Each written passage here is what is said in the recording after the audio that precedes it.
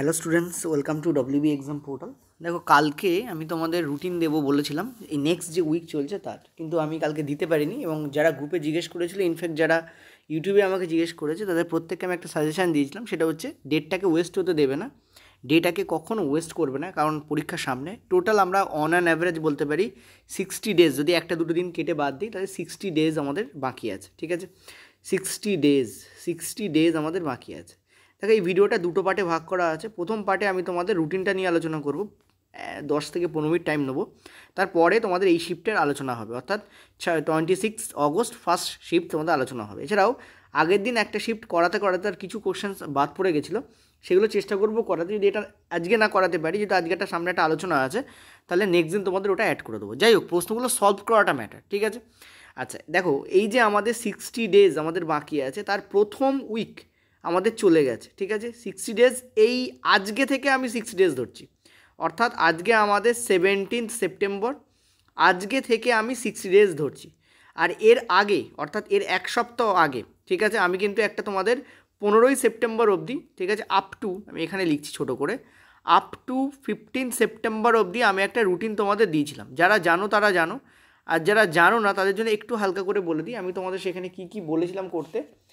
আমি এক মিনিট হ্যাঁ, আমি তোমাদের সেখানে বলেছিলাম যে যদি তোমাদের ফিজিক্স হয়, ঠিক আছে, আমি নিচে এবার লিখছি আপ টু 15 অবধি আমি কী কী বলেছিলাম সেটা আমি নিচে লিখছি। আমি বলেছিলাম তোমার যদি ফিজিক্স হয়, ঠিক আছে, ফিজিক্স যদি তুমি পড়তে চাও, তুমি লাইট পড়বে এবং তুমি ইলেকট্রিসিটি পড়বে। এই দুটো কথা, দুটো চ্যাপ্টার আমি বলেছিলাম। লাইট ইটসেলফ 3টে চ্যাপ্টার, একটা হচ্ছে রিফ্র্যাকশন, 2 হচ্ছে রিফ্লেকশন, 3 হচ্ছে তোমাদের হিউম্যান আই অ্যান্ড বর্ণময় পৃথিবী যে পার্টটা আছে, আমি ছোটো করে এইচই লিখছি। এইচ মানে হিউম্যান, ওয়াই মানে আই, ই মানে আই। তো হিউম্যান আইয়ের যে পার্টটা আছে, অর্থাৎ যার মধ্যে স্ক্যাটারিং, প্রিজমের ডিফ্রেকশন ওইগুলো আছে, ওগুলো হচ্ছে তোমাদের এই 3টে চ্যাপ্টার টোটাল লাইট আছে। ইলেকট্রিসিটি ওরকম একটু পার্টে ভাগ করাই আছে, কারণ প্রথম দিকে আমরা অ্যাম্পিয়ার পাবো, মাঝখানে আমরা ভোল্ট পাবো, তারপর আমরা পাওয়ারের ব্যাপার স্যাপার পাবো, মাঝখানে রোধও পাবো, ইত্যাদি পাবো। ঠিক আছে, ইনফ্যাক্ট ইলেকট্রিসিটি থেকে কিন্তু আমি তোমাদের প্রচুর কোশ্চেন্স করিয়েছি, তোমরা বলতে পারবে না। লাইট টোটাল আমি আগের সপ্তাহে তোমাদের করিয়েছি ফ্রি এর কথা বলছি। পেড তো আমাদের অনেকদিন আগেই শেষ হয়ে গেছে লাইট, এবার আমাদের প্র্যাকটিস সেশন শুরু হবে। এবং যাদের প্র্যাকটিস দরকার তারা একটা কাজ করতে পারো, এই যে তোমাদের 81 কুপন ইউজ করতে পারো। তোমাদের আমাদের যে কোর্স আছে সেই কোর্সের প্রাইস হচ্ছে এখন আছে 499, ঠিক আছে, এবং সেটাকে তোমরা 399 অ্যাভেল করতে পারবে। অর্থাৎ 100 টাকা তোমাদের কী হয়ে যাবে, ফ্ল্যাট ছাড় হবে। 100 টাকা কোর্সের দাম নয়, 100 টাকা ফ্ল্যাট ছাড় হবে। সায়েন্সের কোর্সের দাম আমি বলেছি 100 টাকা, এবং ম্যাথের কোর্সেও তোমরা সিমিলার 100 টাকা ছাড় পাবে। দুটো কোর্স কিন্তু আমাদের আলাদা আছে। ডিটেলস আমি এখানে আলোচনা করবো না, কারণ তোমাদের এইসব জিনিস আলোচনা করার আছে। এখানে একটা ছোট্ট হিন্টস তোমাদের দিয়ে দিলাম, 8670838797 এই নাম্বারে জিজ্ঞাসা করো। ভিডিওতে এসব ফালতু কথা বলে লাভ নেই, এই নাম্বারে তোমরা জেনে নাও যে কী কী তোমাদের কোর্সের ভেতরে আছে। ঠিক আছে, এবার চলো আমরা ব্যাপারটা নিয়ে আলোচনা করি। ফার্স্ট অফ অল, সেটা হচ্ছে আমি তোমাদের বলেছিলাম যে ফিজিক্সে তোমাদের এইগুলো করা। তার মধ্যে তোমরা মনে করে দেখো, আমি তোমাদের ফিজিক্সে কিন্তু এটাও দিয়েছি, ইভেন এটাও আমি করিয়েছি, ভালো করেই করেছি। ইভেন কালকেই কি পরশু দিন আমি তোমাদের দিয়েছি হচ্ছে রোধের ওপর ক্লাস। অনেকেই রোধের ওপর ক্লাস চেয়েছিলে, ঠিক আছে, প্রচুর ক্লাস চেয়েছিল অনেকে রোধের উপরে। আমি রোধের উপর কিন্তু টোটাল তোমাদের ক্লাস আমি দিয়ে দিয়েছি। ঠিক আছে, গেল, এটা আমি করে দিয়েছি। দেখো, এই প্রথম 15 মিনিট একটু শুনে নাও, তাহলে তোমারই সুবিধা হবে। একটা দেখো, হার্ড স্টাডির থেকে স্মার্ট স্টাডি ইম্পর্টেন্ট। তাহলে এগুলো আমি আগের, অর্থাৎ আপ টু 15 সেপ্টেম্বর অবধি ফিজিক্সে আমি এটা করতে বলেছিলাম। কেমিস্ট্রিতে আমি কী করতে বলেছিলাম, কেমিস্ট্রিতে আমি তোমাদের যেটা বলেছিলাম সেটা হচ্ছে কেমিক্যাল রিয়াকশান করতে, সিআর বলেছিলাম, কেমিক্যাল রিয়াকশান করতে। আর অ্যাসিড বেজ সল্ট আমি করতে বলেছিলাম তোমাদের, এ মানে অ্যাসিড, বি মানে base, acid base salt, ABS করতে তোমাদের বলেছিলাম। ঠিক আছে, এছাড়া আমি তোমাদের বায়োলজিতে কী করতে বলেছিলাম মনে করে দেখো। বায়োতে আমি কী করতে বলেছিলাম, বায়োতে আমি করতে বলেছিলাম তোমাদের টিস্যু করতে বলেছিলাম, টি ফর টিস্যু। রেচন করতে বলেছিলাম, রয়কারের রেচন করতে বলেছিলাম। এছাড়া আমি তোমাদের বলেছিলাম যে নিউট্রিশন মানে পুষ্টির পাঠটা করতে, অর্থাৎ যেখানে তোমাদের হজমতন্ত্র, সালোক সংশ্লেষ, শ্বসনের যে ব্যাপারটা, অর্থাৎ লাইফ প্রসেস বা জীবনের প্রক্রিয়া যেটা আছে তার, সেটাকে আমি দুটো পার্টে ভেঙে তোমাদের করতে বলেছিলাম। ঠিক আছে, গেল, এই হচ্ছে তোমাদের আমি করতে বলেছিলাম। এটা গেল তোমাদের সায়েন্সে। আচ্ছা, ম্যাথে আমি কী করতে বলেছিলাম পরের পার্টে আনছি। এবার সায়েন্সে আমরা এই আগামী যে আমাদের 7 দিন রয়েছে, অর্থাৎ হিসাব অনুযায়ী আজকে থেকে ধরলে 24 তারিখ অবধি হয়, আমি 25 তারিখে তোমাদের জন্য আবার রুটিন দেবো। তো 24th সেপ্ট, ঠিক আছে, এই 24th সেপ্ট অর্থাৎ আজকে থেকে 24th সেপ্ট অবধি আমি কী কী রুটিন তোমাদের ফলো করতে বলবো। ঠিক আছে, এরকমভাবে তোমরা প্রত্যেক দিন আমার এই ক্লাসগুলোতে রুটিন তোমরা পেয়ে যাবে। আমি চেষ্টা করব পেড বা ফ্রিতে দুটোতেই এটা করাতে। যদিও ম্যাথের ব্যাপারটা আমাদের পেডে একটু দেরি হয়ে যাচ্ছে, যেহেতু সায়েন্স আমি পড়াচ্ছি, সায়েন্স করাতে গিয়ে ম্যাথটি হ্যাম্পার হচ্ছে, আমি স্বীকার করি। দেখো প্রত্যেকটা জিনিস তোমরা হচ্ছে সোজা কথা বলতে আমার ছোটো ছোটো ভাই বোন হও, ঠিক আছে?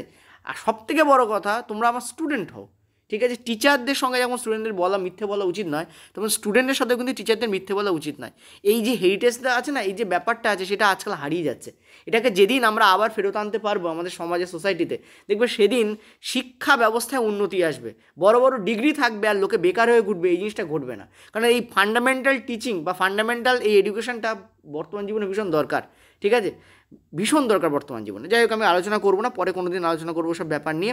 অনেকে জ্ঞান বলে ছেড়ে দেয়, বাট ইম্পর্টেন্ট হচ্ছে এই বেসিক জ্ঞানগুলোই দরকার। যাই হোক, তো এই হচ্ছে ফিজিক্স, আমি এগুলো বলেছিলাম। এবার ফিজিক্সে আমি এই সপ্তাহে আমি কী কী বলছি দেখো, একদম টোটাল তোমাদের ডিসকাস করে দিই। এটা আগের সপ্তাহে বলেছিলাম। প্রথম কথা মাথা রাখবে, এটা কান খুলে স্ক্রু দিয়ে ঢুকিয়ে নাও। এই সপ্তাহে আমি যেগুলো বলবো সেগুলো তো করবেই, প্লাস এইগুলোকে রিভাইজ মাস্ট।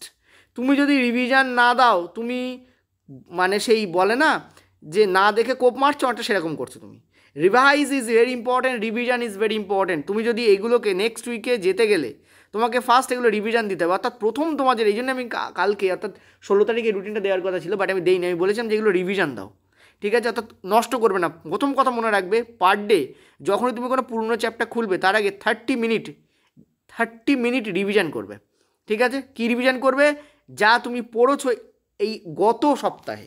আগামী সপ্তাহ হচ্ছে এইটা, 16 তারিখ ধরলে 23 দিন হয়, আমি 24 দিন পর্যন্ত তোমাদের টাইম দিয়ে দিচ্ছি, 24 তারিখ অবধি। 24 দিন না, 24 তারিখ অবধি। তো 30 মিনিট কী হবে তোমাদের? ফার্স্ট যেটা হবে এই সপ্তাহে সেটা হচ্ছে রিভিশন। কী হবে? আমি বাংলাতেই লিখছি, বেশি ইংরেজি লিখবো না। সেটা হচ্ছে রিভিশন। কী হবে তোমাদের? রিভিশন, ঠিক আছে? এটা একদম মাথায় কান খুলে ধরে নাও। তুমি যদি ভাবো যে স্যার না আমি চ্যাপ্টার শেষ করবো তারপর রিভিশন ধরবো, একদম ভুল করছো। ওটা সায়েন্সের জন্য নয়। সায়েন্সের জন্য তোমাকে পড়তেও হবে, রিভিশনও দিতে হবে, এটুকু তোমাকে করতেই হবে, ঠিক আছে? তো 30 মিনিট তোমাকে রিভিশন মাস্ট, ঠিক আছে? আর লাইট যদি শেষ হয়ে থাকে, হ্যাঁ ইলেকট্রিসিটি যদি শেষ হয়ে থাকে, আর যদি তুমি রিভিশন না দাও, তুমি তো ভাবা নিজের অন্যের ঘাড়ে কুড়ুল মারছো না, নিজের মাথায় কুড়ুল মারছো, সেটা কথা বলতে, ঠিক আছে? তার মানে এই চ্যাপ্টারগুলো বাঘা চ্যাপ্টার। এবার এই সাথে আমি কী করবো? ফিজিক্সে একটাই চ্যাপ্টার অ্যাড করবো আমি, অনলি একটাই। কেন? কারণ রিভিশন রয়েছে তাই। ফিজিক্সের চ্যাপ্টার বড় নয়, ফিজিক্স চ্যাপ্টার বেশি নয়, কিন্তু প্রচুর কনসেপ্ট ক্লিয়ার চ্যাপ্টার আছে, ঠিক আছে? আচ্ছা, দুটো চ্যাপ্টার অ্যাড করে দিচ্ছি। একটা হচ্ছে ম্যাগনেট, যেটা মারাত্মক টাফ, ঠিক আছে? টাফ মানে কি? কনসেপচুয়াল বলে টাফ লাগে। আজকে আমাকে একজন ছেলে, সে আমাকে স্ক্রিনশট পাঠিয়েছে, অনেক ধরনের সিরিজ বার করে, বলছে স্যার এই নোটগুলো কি পড়বো? আমি বললাম তোমার এনসিইআরটি কনসেপ্ট ক্লিয়ার আছে? বললো স্যার হ্যাঁ ক্লিয়ার আছে। আমি বললাম তাহলে ওসব ফেলে দাও, ওসব কোনো কাজ লাগবে না। অর্থাৎ কাজে কি লাগবে? যা পড়েছো সেটা রিভিশন কাজে লাগবে। যদি তোমার মনে হয় কোথা থেকে তুমি নোট পাচ্ছ, ফ্রি এলেবেলে ইত্যাদি নোট পাচ্ছ, এলেবেলে নয় ভালো নোটই পাচ্ছ, তাহলে সেটাকে রিভিশন পারপাস ব্যবহার করো। তুমি ওটাকে আর একটা মেটেরিয়াল হিসেবে ভেবে নিও না। মানে তুমি ধরো লাইট পড়েছো, তোমার কাছে হঠাৎ করে একটা 4টে পেজের পিডিএফ এলো, আর তুমি ভাবলে 4টে পেজই ধরো বিশাল কিছু লেখা আছে, গাঁতিয়ে প্রচুর কিছু লেখা, একটা বইয়ের মতোই লেখা আছে। তুমি ভাবো না এইটা একটা নতুন মেটেরিয়াল, এবার আমি পড়তে শুরু করবো, একদম রং হচ্ছে। তোমার যদি মনে হয় তুমি লাইট ভালো করে শেষ করেছো, তাহলে এটাকে তুমি নিতে পারো, আমি বলছি না ছুঁড়ে ফেলে দাও, এটাকে তুমি নিতে পারো, কিন্তু কেমনভাবে নেবে?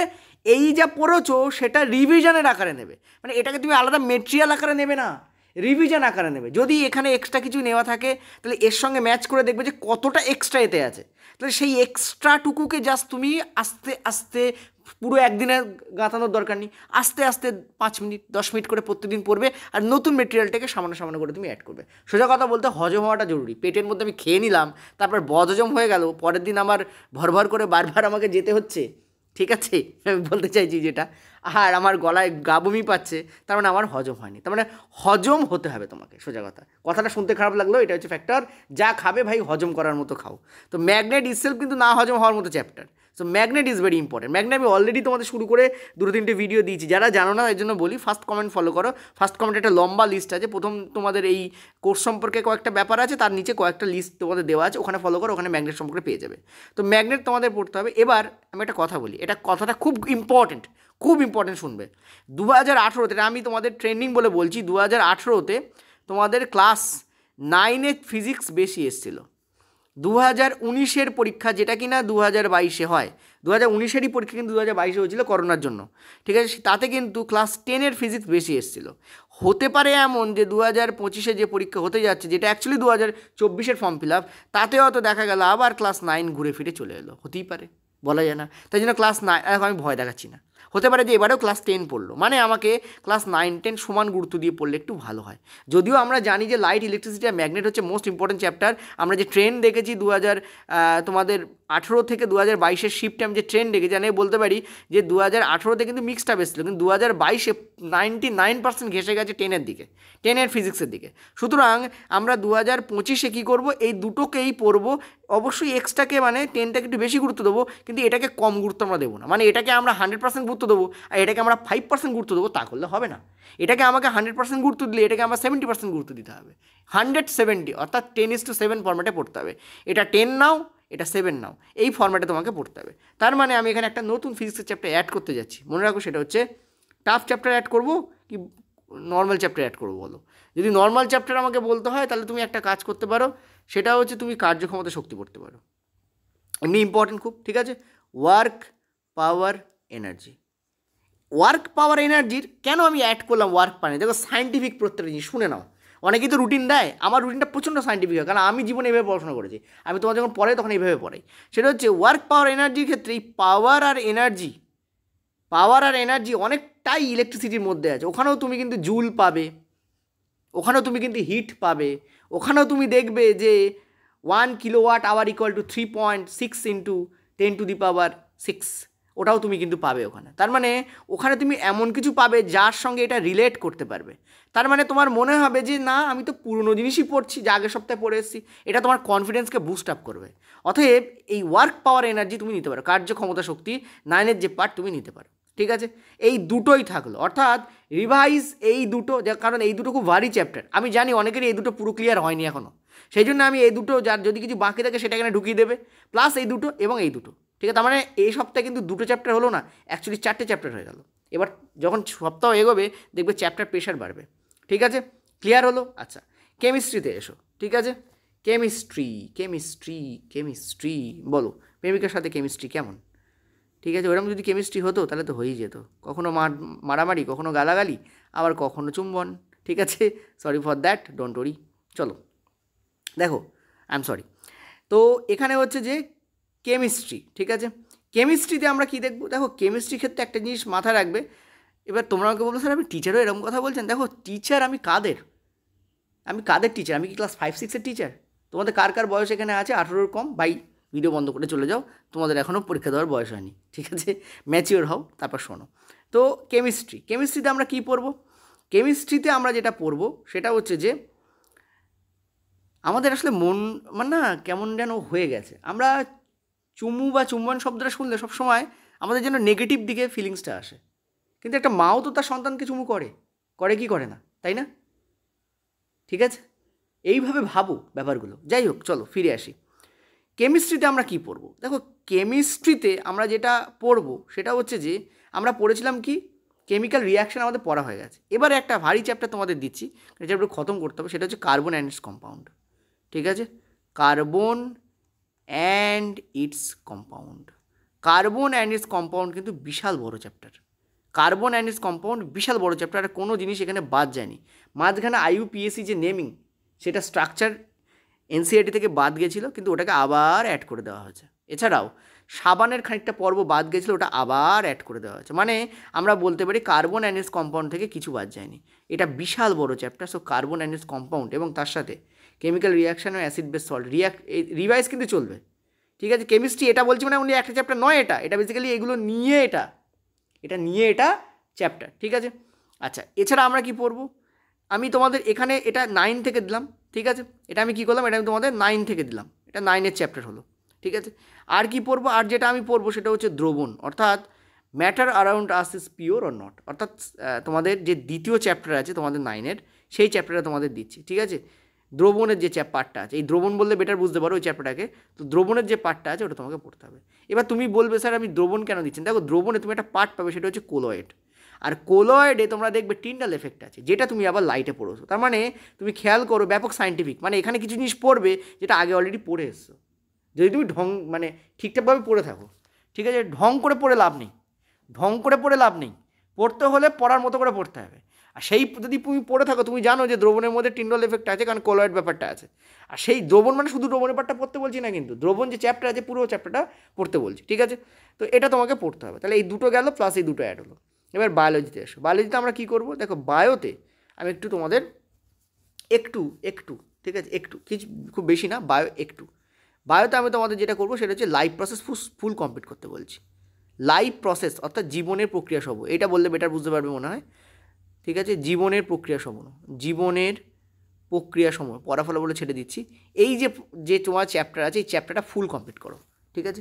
জীবনের প্রক্রিয়া সমূহ যে চ্যাপ্টার আছে সেটা ফুল তোমরা কমপ্লিট করো, ঠিক আছে? তো জীবনের প্রক্রিয়া সমূহ, তার সঙ্গে রেচান আর নিউট্রিশন অলরেডি খতম হয়ে গেছে। জীবনের প্রক্রিয়া সমূহ তুমি করলে, এবং তার সঙ্গে তুমি কী করলে, তুমি এই যেটা তোমাদের টিস্যু সিস্টেম দিয়েছিলাম সেটা তুমি করলে। এবার টিস্যুর সঙ্গে যুক্ত আরেকটা চ্যাপ্টার আছে, সেটা হচ্ছে সেল। তবে তুমি এবারে সেলটাকে নিলে। তাহলে দেখো আমি দুটো করে চ্যাপ্টার অ্যাড করলাম, আর প্রত্যেকটা সেকেন্ড চ্যাপ্টার কিন্তু আগের সপ্তাহে যা পড়েছো তার সঙ্গে অ্যাড আছে। যেমন এখানে সেল অ্যাড আছে টিস্যুর সাথে, টিস্যুর সঙ্গে সেল কানেক্টেড।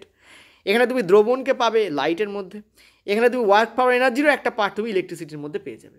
তার মানে ভালো করে ভাবো, এ সপ্তাহে তুমি যা পড়বে তার কিছু তুমি আগের সপ্তাহে পড়ে এসছো, সুতরাং তোমার কাছে বিশাল টাফ কিছু লাগবে না।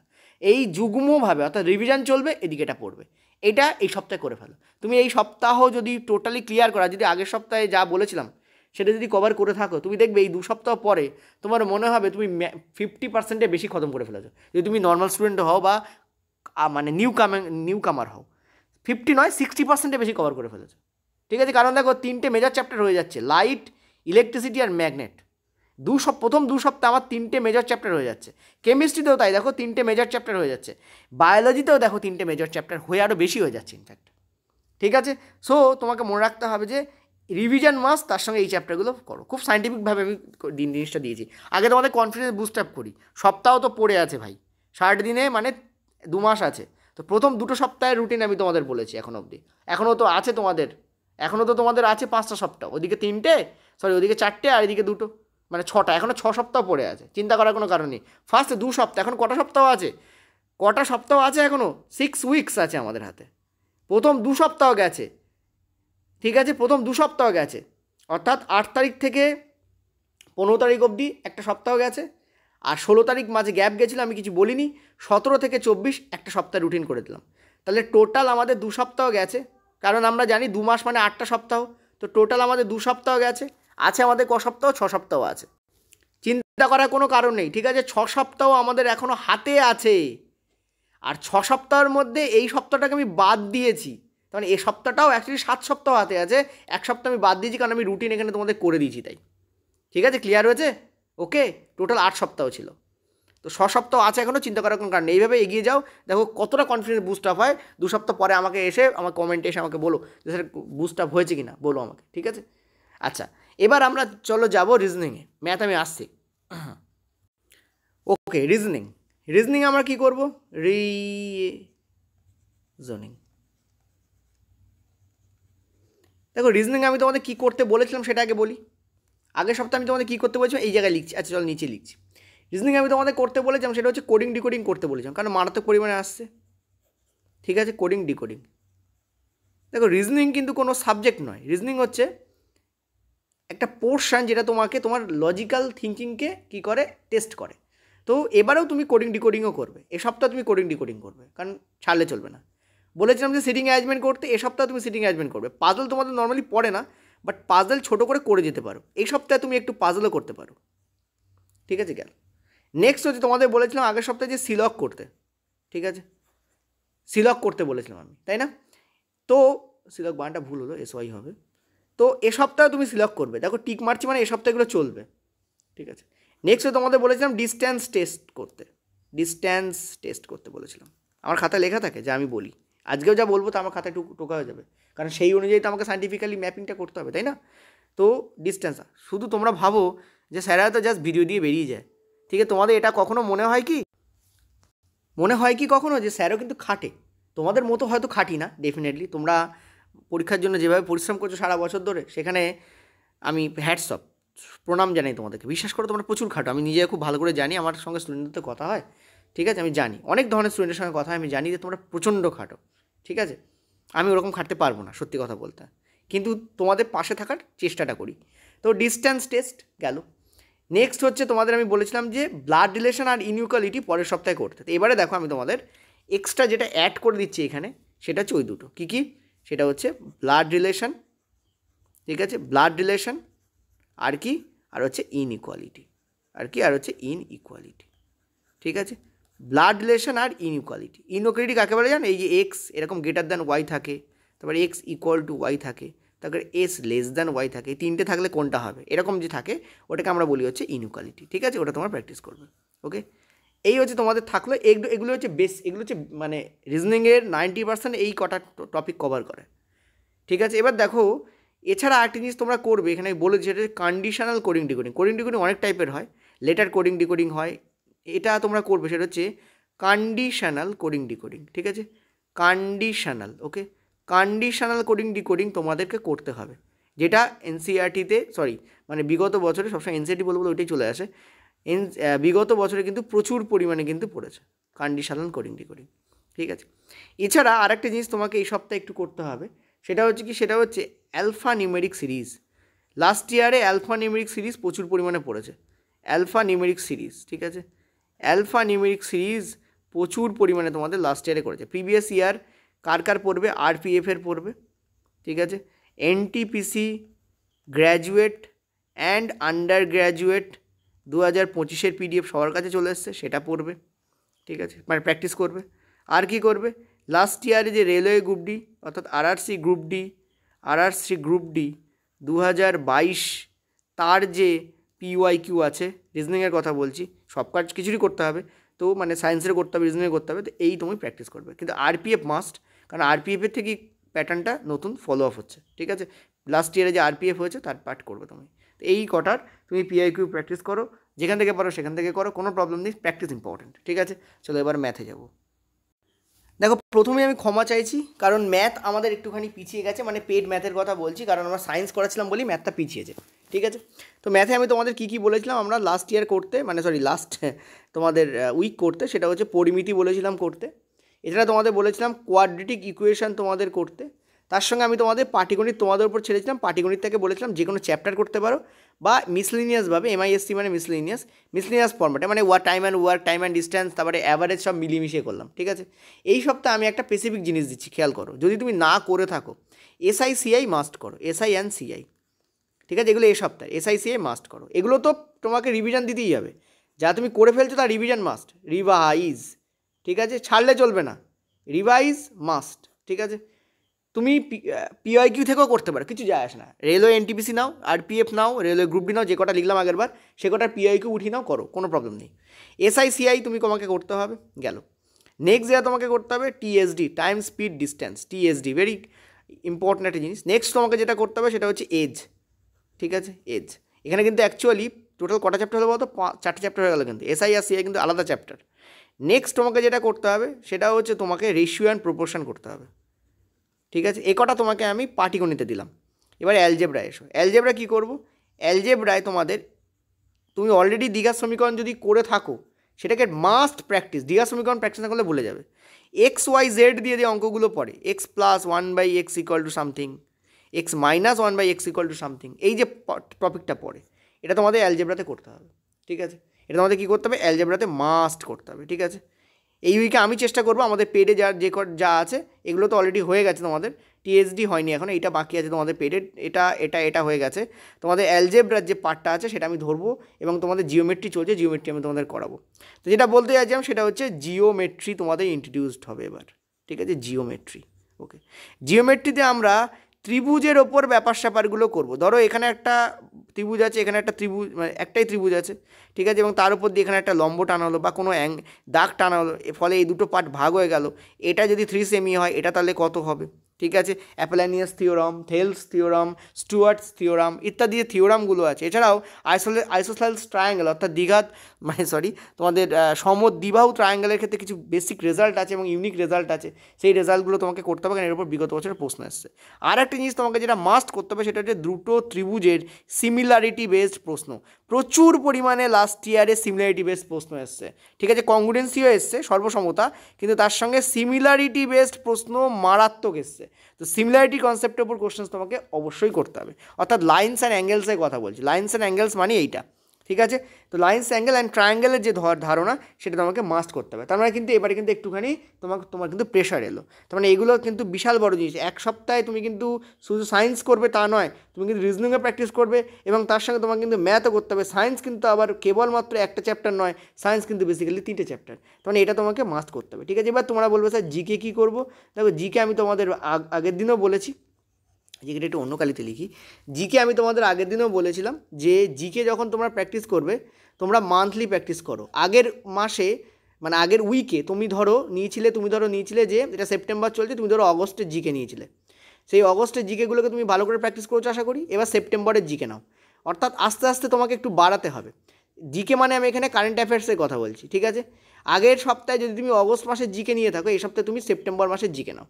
এবার তোমার যদি মনে হয় না স্যার আমি একটাও প্র্যাকটিস করি না, আমার ভালো লাগে না পড়তে, আমি কেন করবো? তাহলে আমি একটা কথা বলি, ইউজিতে অর্থাৎ আন্ডার গ্র্যাজুয়েট যে পরীক্ষা হলো, অবশ্যই তার প্যাটার্ন আর রেলওয়ের গ্রুপ ডির প্যাটার্ন একটু আলাদা ডেফিনেটলি, বাট আমি স্টিল বলছি ইউজিতে কিন্তু প্রচুর স্টুডেন্টের নাম্বার কমে গেছে because of this GK portion.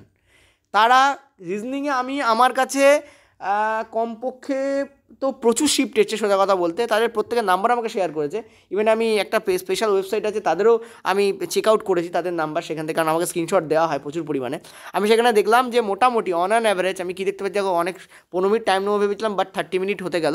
কিন্তু দেখো এই আলোচনাটা শোনাটা খুব জরুরি, কারণ তোমাদের কাছে মেটেরিয়াল তো আছে বাট স্ট্র্যাটেজি ফলো করো না বলে প্রবলেম হয়। এর পরে একটা গুরুত্বপূর্ণ কথা বলে চেষ্টা করছি এই শিফটটাকে তোমাদের ধরার, 26শে অক্টোবরের যে ফার্স্ট শিফট সেটা ধরার। সেটা হচ্ছে আন্ডার গ্র্যাজুয়েটে কিন্তু জিকের জন্য কিন্তু প্রচুর নাম্বার কিন্তু ডিক্রিজ হয়েছে। তারা রিজনিং 30-এ 29টা করে আসছে, 28টা করে আসছে, একটাও ভুল হচ্ছে না, ঠিক আছে? শুধু তাই না, তারা ম্যাথেও কিন্তু আমি যত দেখেছি 25-26টা করছে এবং সেগুলো একটাও ভুল হচ্ছে না, মানে নেগেটিভ মার্কিং নেই। কিন্তু জিকেতে 19টা করে আসলে 13টা ঠিক হচ্ছে, মানে ওখানে 7টা নেগেটিভ মার্কিং হয়ে যাচ্ছে, 10টা নেগেটিভ মার্কিং হচ্ছে, 11টা নেগেটিভ মার্কিং হচ্ছে, মানে 5-6টা তো কমন।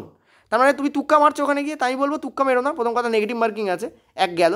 দুই হচ্ছে তোমাদের এই জিকে পোর্শন খুব ভোগাচ্ছে, আমি জানি ভালো করে। তাই আমি বলবো প্রত্যেক উইকে একটা মাসের কারেন্ট অ্যাফেয়ার্স ফার্স্ট করে ফেলো, কারণ তোমাকে কিন্তু মোটামুটি জানুয়ারি থেকে মানে লাস্ট 6 মাসের কারেন্ট অ্যাফেয়ার্স মাস্ট করে যেতে হয়। এবার দেখো পরীক্ষা নভেম্বরে হচ্ছে, মানে 6 মাস কিন্তু জানুয়ারি থেকে হচ্ছে না, পিছিয়ে আসছে, ঠিক আছে? কিন্তু তবু আমি বলবো চেষ্টা করো লাস্ট 6 মাসে কারেন্ট অ্যাফেয়ার্স করার।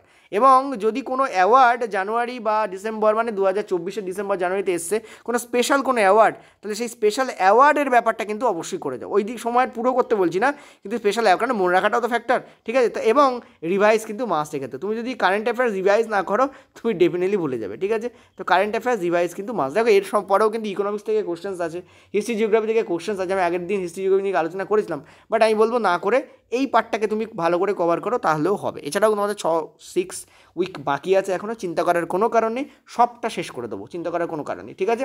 তো এই হচ্ছে তোমাদের টোটাল আলোচনা থাকলো। এবার চলো আমরা একটা দারুণ একটা কথা বলি, সেটা একটু মনে রাখবে। এই কথাটা খুব ইম্পর্ট্যান্ট। দেখো সেটা হচ্ছে অনেকেই ভিডিও দেখতে দেখতে, খুব ইম্পর্ট্যান্ট কথা বলছি, মাথায় রাখো, ভীষণভাবে ইম্পর্ট্যান্ট। যদি কারোর মনে হয় যে আপনি যেটা বলছেন সেটা ঠিক নয়, তাহলে তোমরা আমাকে ভদ্রভাবে জানাবে। আমি বারবার বলবো ভদ্রতা ইজ ভেরি ইম্পর্ট্যান্ট যতক্ষণ টিচার স্টুডেন্ট রিলেশন কাজ করছে, ঠিক আছে? তোমরা যদি অভদ্রভাবে কোনো কিছু এখানে বলো, দেখো কারোর মতামতের বিরুদ্ধে আমি মতামত প্রকাশ করতেই পারি, এটা আমার ফান্ডামেন্টাল রাইটস, আমার স্বাধীনতার অধিকার এটা, ঠিক আছে? এটা আমার মৌলিক অধিকার, তো আমি সেটা করব। কিন্তু তার প্রকাশের পদ্ধতি আছে, তাকে ভদ্রভাবে বলতে হবে। উৎপাটাং ল্যাঙ্গুয়েজ ব্যবহার করবে, ঠিক আছে? উৎপাটাং ল্যাঙ্গুয়েজ ব্যবহার করবে, সেটা ভাববে সে যে আমি তো তাকে দেখতে পাচ্ছি না, যা খুশি সেটা বলে চলে যাওয়া যায়, তাহলে কিন্তু আমি জাস্ট কী করবো, কিছুই করবো না। তাতে তোমারও কিছু ক্ষতি হবে না, আমারও কিছু ক্ষতি হবে না। কী করবো, জাস্ট ব্লক করে দেবো, তোমার কমেন্টে ডিলিট করে তোমাকে ব্লক করে দেবো, আর কিছু না, ঠিক আছে? এইটাই আমি জাস্ট করি, আমি কিছু করি না, কারণ আমি ওই বাজে ল্যাঙ্গুয়েজের তো আমি মুখ লাগতে যাবো না, তাই না? এটা হচ্ছে ব্যাপার, কারণ আমার ভদ্রতা আমার কাছে, ঠিক আছে? তোমার ভদ্রতা তোমার কাছে। তুমি যদি অভদ্র হও, আমি ভদ্র কেনই বা হব না, ঠিক আছে? তুমি অদম বলি আমি উত্তম কেন হব না, ঠিক আছে? সো আমি এইটা করি না, আমার বক্তব্য আমি তাকে কিছু লিখি না, সিম্পলি তার কমেন্ট ডিলিট করে তাকে ব্লক করে দিই। ইউটিউবে ব্লক করা যায় তার অ্যাকাউন্ট, ঠিক আছে? তো আমি জাস্ট ব্লক করে দিই, সে অন্য কারো ভিডিও দেখি, কোনো আপত্তি নেই, আমারকে তার পছন্দই নয়, সে আমার ভিডিও তার দেখে লাভটা কি গেল। নেক্সট যেটা জিনিস আমি যেটা বলবো সেটা হচ্ছে যে কখনও কোনো জিনিস আমার অমতে যদি তোমাদের মনে হয় যে স্যারের দাদা বা স্যারের সঙ্গে মিলছে না, তাহলে কাজ করবে, সিম্পলি কমেন্টে লিখবে যে দাদা বা স্যার আপনার কমেন্ট বা তোমার কমেন্ট, তোমার যে তুমি যেটা বললে সেটা ভুল, সেটা এইটা হলে ঠিক হবে। এটা হচ্ছে ভদ্রতা, একে বলে ভদ্রতা। আমি অবশ্যই রিপ্লাই করবো, রিপ্লাই করে যদি আমার ভুল হয় আমি বলবো, নইলে তোমাকে বোঝাবো যে আমি ভুল নই, তোমারটা ভুল হচ্ছে, কেন ভুল হচ্ছে আমি বুঝিয়ে দেবো। এটাকে বলে ভদ্রতা। আর যদি আনকালচার্ড কেউ হও তাহলে সে ওরকম ধরনের কমেন্ট করবে, তার কালচারের পরিচয় পাওয়া যাবে তাতে, ঠিক আছে। আচ্ছা, এবার দেখো, আমরা অনেক স্টুডেন্টকে আমি বারণও করেছি, সেটাও হচ্ছে যে তারা কি করে, তারা কম্পিউটার আছে বা তাদের যে ফোন আছে, সেই ফোন বা কম্পিউটারে তারা কি করে, ভিডিও দেখতে দেখতে, ফোন বা কম্পিউটারে তারা কি করছে, ভিডিও দেখতে দেখতে পাশে খাতায় নোট করছে। ঠিক আছে, ভিডিও দেখতে দেখতে সে কী করছে, এটা ধরো খাতা, পাশে কী করছে, সে খাতায় নোট করছে ভিডিও দেখতে দেখতে, হুইচ ইজ ভেরি রং। এতে কি হচ্ছে, ধরো আমি তোমাকে আর্কিমিডিসের প্রিন্সিপাল বোঝাচ্ছি, প্লবতা বোঝাচ্ছি, আর তুমি যদি ভিডিও দেখতে দেখতে খাতায় টোকো, তাহলে তোমার মাথায় অনলি 5% ঢুকবে, বাকি 90% তোমার খাতায় ঢুকবে। ঠিক আছে, আর যেটা মাথায় ঢোকে না ফিজিক্সের ক্ষেত্রে অন্তত, সেটা খাতাতেও ঢোকে না। খাতায় জাস্ট কলমে লিখোছো তুমি, কিন্তু সেই কনসেপ্টগুলো তোমার মাথায় ততক্ষণ না বুঝতে পারবে যতক্ষণ তুমি মাথাতে নেবে সেগুলোকে। ঠিক আছে, তো এই 50%টা জাস্ট জলে গেল। এবার দেখো, ধরো তুমি 30 মিনিট ধরে এই কাণ্ডটা ঘটালে, তার মানে 30 মিনিট ফুল তোমার নষ্ট হলো। অনেকে তো আবার 1 ঘন্টা 1.5 ঘন্টাও নষ্ট করে এর পিছনে, তাহলে 1 ঘন্টা 1.5 ঘন্টা ফুল নষ্ট হচ্ছে। ওই জন্য আমি বলবো, যখন তুমি কোনো ভিডিও দেখছো তখন ফুল ফোর্সে ভিডিওটা, পুরো ভিডিওটা আগে ফার্স্টে দেখো। টোটাল ভিডিও দেখা হয়ে গেল, সব তুমি বুঝতে পারলে, তোমার মনে হলো না যে না এই ভিডিওতে এমন কোনো জায়গা আছে যেখানে আমাকে রিপিট দেখতে হবে, যে রিপিট দেখার দরকার পড়ে আরেকবার ভিডিওটা রিপিট দেখো। যতক্ষণ পর্যন্ত না মাথায় ঢুকবে ততক্ষণ পর্যন্ত দেখো। হয়ে গেল দেখা কমপ্লিট। ভিডিও যখন দেখা হয়ে গেল, তারপর তুমি কী করলে, এবার তুমি পিডিএফটা খুললে, আমাদের পিডিএফ দেওয়া আছে ইন অ্যাপ ভার্সনে, নট প্রিন্টেবল। তুমি কী করবে, তুমি যেটা করবে সেটা হচ্ছে ওটাকে খুললে, খোলার পর কী করবে, তুমি রিভিশন দিতে থাকবে, একবার করে পড়তে থাকলে। এই যে দুটো কথা বললাম, প্রথমে তুমি ভিডিওটা দেখলে, তারপর তুমি পিডিএফটা খুলে বোঝার চেষ্টা করছো যে আমি এতক্ষণ ধরে ভিডিওটা যা দেখলাম আর পিডিএফে যা লেখা আছে সেই ব্যাপারটা আমার মাথায় আছে কিনা, মানে ভিডিওটা যা দেখেছি সেই ব্যাপারটা আমি এখানে পিডিএফ পড়ে বুঝতে পারছি কিনা। কারণ পিডিএফে তো লেখা আকারে থাকবে, আমি যেটা লিখে যেমন তোমাদের এখানে লিখছি আঁকছি সবই পিডিএফে থাকে, সেম টু সেম থাকবে। তো সেটা তোমরা দেখলে বুঝলে, বা ফ্রি পেড দুটোরই কথা বলছি, ঠিক আছে। তো তোমরা সেটা দেখলে, তোমরা পিডিএফ দেখে বললে যে এই লাইনে একটা পয়েন্ট লেখা রয়েছে, সেই পয়েন্টটা আমি বুঝতে পারছি না। ধরো আমি অসমোটিক প্রেসার বলে একটা কথা লিখেছি, আমি যদি ভিডিওতে বুঝিয়ে দিয়েছি, কিন্তু তুমি ধরো এই লাইন কথাটা একবার দেখতে চাই, তুমি কী করলে, আবার ভিডিওতে ব্যাক করে গেলে এবং ভিডিওটা দেখে নিলে, তোমার ক্লিয়ার হল, তুমি আবার পিডিএফটা পড়তে আরম্ভ করলে। এই যে তুমি 20 থেকে 25 মিনিট, 20 মিনিট তুমি ভিডিও দেখলে আর 20 মিনিট তুমি পিডিএফটা পড়ে বুঝলে, এই যে তুমি বুঝে নিলে, এই বোঝার কোনো কি হয় না, কোনো তুলনা হবে না। এইটাই হচ্ছে সুপ্রিম জিনিস। এই যে 40 মিনিট তুমি কাণ্ডটা ঘটালে, 20 মিনিট ভিডিও দেখলে আর 20 মিনিটে তুমি পিডিএফটা পড়ে বুঝলে, অতক্ষণ টাইম যদিও লাগে না, আমার ভিডিও দেখার পর অন্তত পিডিএফ বুঝতে অত সময় লাগবে না, হার্ডলি 5 থেকে 6 মিনিট লাগবে, হার্ডলি 5 থেকে, আমি সেভাবেই বোঝাই, ঠিক আছে, ওইটুকু কনফিডেন্সটুকু আমার আছে। তো আমি যখন করবো এবং তুমি যখন পিডিএফে ফিরে এলে, তোমার মনে হচ্ছে যে তার মানে 25 মিনিট থেকে 30 মিনিট, আমি 30 মিনিট ধরে নিয়েছি, এটা 40 মিনিট না, এটা ধরো 30 মিনিট, ঠিক আছে। এই যে 30 মিনিট তুমি ব্যয় করলে, এখানে ইনভেস্ট করলে, আগেরটা ওয়েস্ট বলেছিলাম, এই 30 মিনিট ওয়েস্ট হচ্ছে, আর এখানে ইনভেস্ট করছে। ইনভেস্ট আর ওয়েস্টের মধ্যে পার্থক্য আছে, ঠিক আছে। তো ইনভেস্ট করলে, ইনভেস্ট তোমাকে রিটার্ন দেবে, ওয়েস্ট তোমাকে রিটার্ন দেবে না, নষ্ট হয়ে যাবে টাকাটা। তো এই যে রিটার্ন তোমাকে দেওয়ার জন্য তুমি যে ইনভেস্ট করলে, এই যে 30 মিনিট, এই 30 মিনিট হচ্ছে তোমার জবরদস্ত রিটার্ন এবং জবরদস্ত ইনভেস্টমেন্ট। এটা তোমাকে কী করবে, চিরকাল তুমি যা পড়বে ওই কনসেপ্ট তুমি আর ভুলবে না, ঠিক আছে, কারণ তুমি একবার ভিডিও দেখে বুঝেছো আর একবার পিডিএফ থেকে বুঝেছো। এবার রিভিশন কী করবে, ওটা মাথায় তোমাকে সলিড করে ঢুকিয়ে দেবে। ওই জন্য আমি 3টে ফরম্যাটে করতে বলি। ফার্স্ট হচ্ছে ভিডিও দেখো, তারপর হচ্ছে পিডিএফটাকে রিড মারো একটা। এই ভিডিও আর পিডিএফের যে কম্বিনেশন তৈরি হচ্ছে প্রথম 30 মিনিট, এই 30 মিনিট কিন্তু তুমি মেমোরাইজের জন্য লাগাচ্ছ না, এর পরে যেটা আসে সেটা হচ্ছে মেমোরাইজ। মানে পিডিএফ দেখে পড়ে তুমি মেমোরাইজ করো, বা তোমার যদি মনে হয় যে আমি ভিডিও দেখে পড়ে মেমোরাইজ করো, তাও করতে পারো। এর পরে যেটা আসে সেটা হচ্ছে রিভিশন। তো এই 3টে ধাপে কার্য চলে। প্রথমে ভিডিও আর পিডিএফ দেখে তুমি বুঝে নিলে concept, physics, chemistry, biology is about concept. Physics তো ডেফিনেটলি, সো ফিজিক্সে তোমার যদি মনে হয় তুমি একটা খাতা পাতা খুলে পড়তে আরম্ভ করবে, ভাই হবে না ওরম করে, ঠিক আছে, হবে না ওরম করে, হবে না। যখন পরীক্ষা দেওয়ার পরে তোমার মনে হবে যে না দাদা ঠিকই বলেছিল, সত্যি তো হচ্ছে না, ঠিক আছে। আরেকটা জিনিস সেটা হচ্ছে যে পিডিএফ দেখে খাতায় তোকা বন্ধ করো ফার্স্ট। পিডিএফ দেখে notebook, P for PDF, N for notebook, মানে খাতা। পিডিএফ থেকে খাতায় লেখা প্লিজ বন্ধ করো। রং জিনিস হচ্ছে, যতক্ষণে তুমি 20 মিনিট ওই ভিডিওটা দেখে তুমি খাতায় ঢুকবে, ততক্ষণে পিডিএফ তোমার 4বার রিভিশন হয়ে যাবে, আর 4বার মানে পড়া হয়ে যাবে। পড়ার পরে তুমি যখন রিভিশন দিতে থাকবে, আরে ওটা তো আমার মাথাতেই থেকে যাচ্ছে, আরে ওটা তো আমার মাথাতেই থেকে যাচ্ছে, আমার খাতায় লেখার দরকারটা কি? যা মাথায় থাকে তাকে খাতা লেখার দরকার পড়ে, কিন্তু স্যার কোনো কিছু কি খাতা লিখবো না? ইয়েস লিখবে, আমি বলে দিচ্ছি তো, খাতা এবং বই হচ্ছে প্রাচীন জিনিস, তাকে বাদ দেওয়া যায়? কোনো দিন যাবে না। তো কী করবো, যেটা করবো সেটা হচ্ছে, ধরো আমার কোনো নিউমেরিক্যালস আছে, সেটাকে টোকার জন্য না, প্র্যাকটিসের জন্য আমি খাতায় লিখব, ঠিক আছে, প্র্যাকটিসের জন্য আমি খাতায় লিখব। ধরো আমার কোনো বায়োলজির কোনো, আমি একটা ফুসফুসের এখানে ছবি এঁকেছি, তাতে ট্রাকিয়া কোনটা, ট্রাকিট কোনটা, কোনটা ব্রঙ্কাই, কোনটা ব্রঙ্কিওলস, কোনটা ল্যারিংস, কোনটা ফ্যারিংস, টোটাল আমি বলেছি। ঠিক আছে, কোথায় তরুণাস্থি আছে আমি বলেছি, কোথায় তোমাদের এপিথেলিয়াল টিস্যু আছে বলেছি, পুরোটা। তুমি কি করো, তুমি খাতায় আমার ভিডিও দেখার পর, পিডিএফ দেখার পর খাতায় প্র্যাকটিস করো। তার মানে এই ছবিটা এঁকে তোমাকে প্র্যাকটিস করতে বলছি। তুমি ভাজক কলা, যোগ কলা, তারপর তোমার যে ওই যে কী বলে ওটা, ওই যে তোমাদের জাইলেম বাহিকা, জাইলেম তোমাদের যে প্যারেনকাইমের যে পুরো ব্যাপারটা আছে টোটাল, সেটাকে তুমি খাতায় আঁকো। সেটাকে তুমি কী করো, সেটাকে তুমি খাতায় আঁকো। তুমি হার্টের চিত্র খাতায় আঁকো রে বাবা। খাতায় আঁকো মানে দেখে নয়, দেখে নয়। তুমি চাইলে একবার দেখে আঁকতে পারো, কিন্তু দুবার দেখে আঁকতে পারো, তিনবার দেখে আঁকতে পারো। কারণ আমাদের স্কুলে এক স্যার ছিলেন সুদীপ্ত ব্যানার্জি, উনি বলতেন, উনি পড়া ধরার আগে আমাদেরকে পড়তে দিতেন। আর যদি কেউ পড়া না পারতো উনি মারতেন না, উনি বলতেন ওইটা জোরে জোরে আমার সামনে পড়। ঠিক আছে, আর যদি কোনো কিছু অসুবিধা হতো উনি বলতেন বুঝতে। এইভাবে উনি কোনো চ্যাপ্টার করার পরে, বায়োলজির কথা বলছি, উনি চ্যাপ্টার করার পরে কী করতেন, এক সপ্তাহ ধরে প্রত্যেকটা স্টুডেন্টকে এইভাবে আলোচনা করাতেন। এতে কী হতো, এক তো যখন আসলে উনি খুব রাগী ছিলেন, ফলে ওনার কথা আমরা অগ্রাহ্য করতে পারতাম না, আমরা জোরে জোরে পড়তাম। কিন্তু পরে দেখেছি যে ওই যে জোরে জোরে উনি পড়তে বলতেন, বেশিরভাগ সময় মারতেন না, কিন্তু ওনার ভঙ্গিমার মধ্যে একটা রাগী ভাব ছিল। ফলে উনি যে জোরে জোরে পড়তে বলতেন, এটা কী হতো জানো, পরবর্তীকালে আমরা দেখেছি ক্লাস আমাদের নষ্ট হতো না। মানে বেশিরভাগ টিচার এখন কী করে, ক্লাসে গিয়ে এই তোরা পড়তো বলে দিয়ে ছেড়ে দেয়, বা এই বলতো কী হবে, নিজে বসে যায়, ঠিক আছে আচ্ছা বউ, সেটা হলে ভালো হতো বলে বসিয়ে দিচ্ছে। ব্যাপক ক্লাস ছিল 40 মিনিট পরে উনি বেরিয়ে গেলেন। এটা তো আজকাল স্কুল টিচারদের মধ্যে এই ভঙ্গিমা দেখতে পাই আমি। ঠিক আছে, অনেকে স্কুলে না গিয়েই মাইনে পায়, এটাও দেখতে পাই আমি। মানে স্কুলে যায় না, মাইনেও তুলে নেয়, শোকাস করার সময় গিয়ে বলছে স্যার এই ছিল ওই ছিল প্রবলেম, যা হোক করে একটা মিটিয়ে দিয়ে চলে আসে। এসবও হয়েছে। এই স্কুলের অবস্থা বলি তো আজকে এইরকম অসুবিধা হচ্ছে। ঠিক আছে, নাহলে ইউটিউবে ক্লাস করাতে লাগে, স্কুল দিয়েই হয়ে যায়। ঠিক আছে, এই যে টিচারদের তৈরি হতে হচ্ছে কেন, আসতে হচ্ছে কেন সামনে, ঠিক আছে, কেন ইউটিউবে ক্লাস নিতে হচ্ছে, কারণ আজকে তাদের বেস সেই টিচাররা ঠিক করে দেয়নি তাই, বা সেই স্টুডেন্টও দায়ী, কারণ সেও চেষ্টা করেনি তাই, দুপক্ষই দায়ী। তো যাই হোক, যেটা বলতে চাইছি, তুমি এভাবে তুমি আঁকো। ঠিক আছে, এভাবে তুমি আঁকো, খাতায় আঁকো। খাতায় এঁকে প্র্যাকটিসের জন্য আমি আবারও এক কথাটা লিখছি, ফর প্র্যাকটিস, নট ফর টোকা, not for copy, for practice.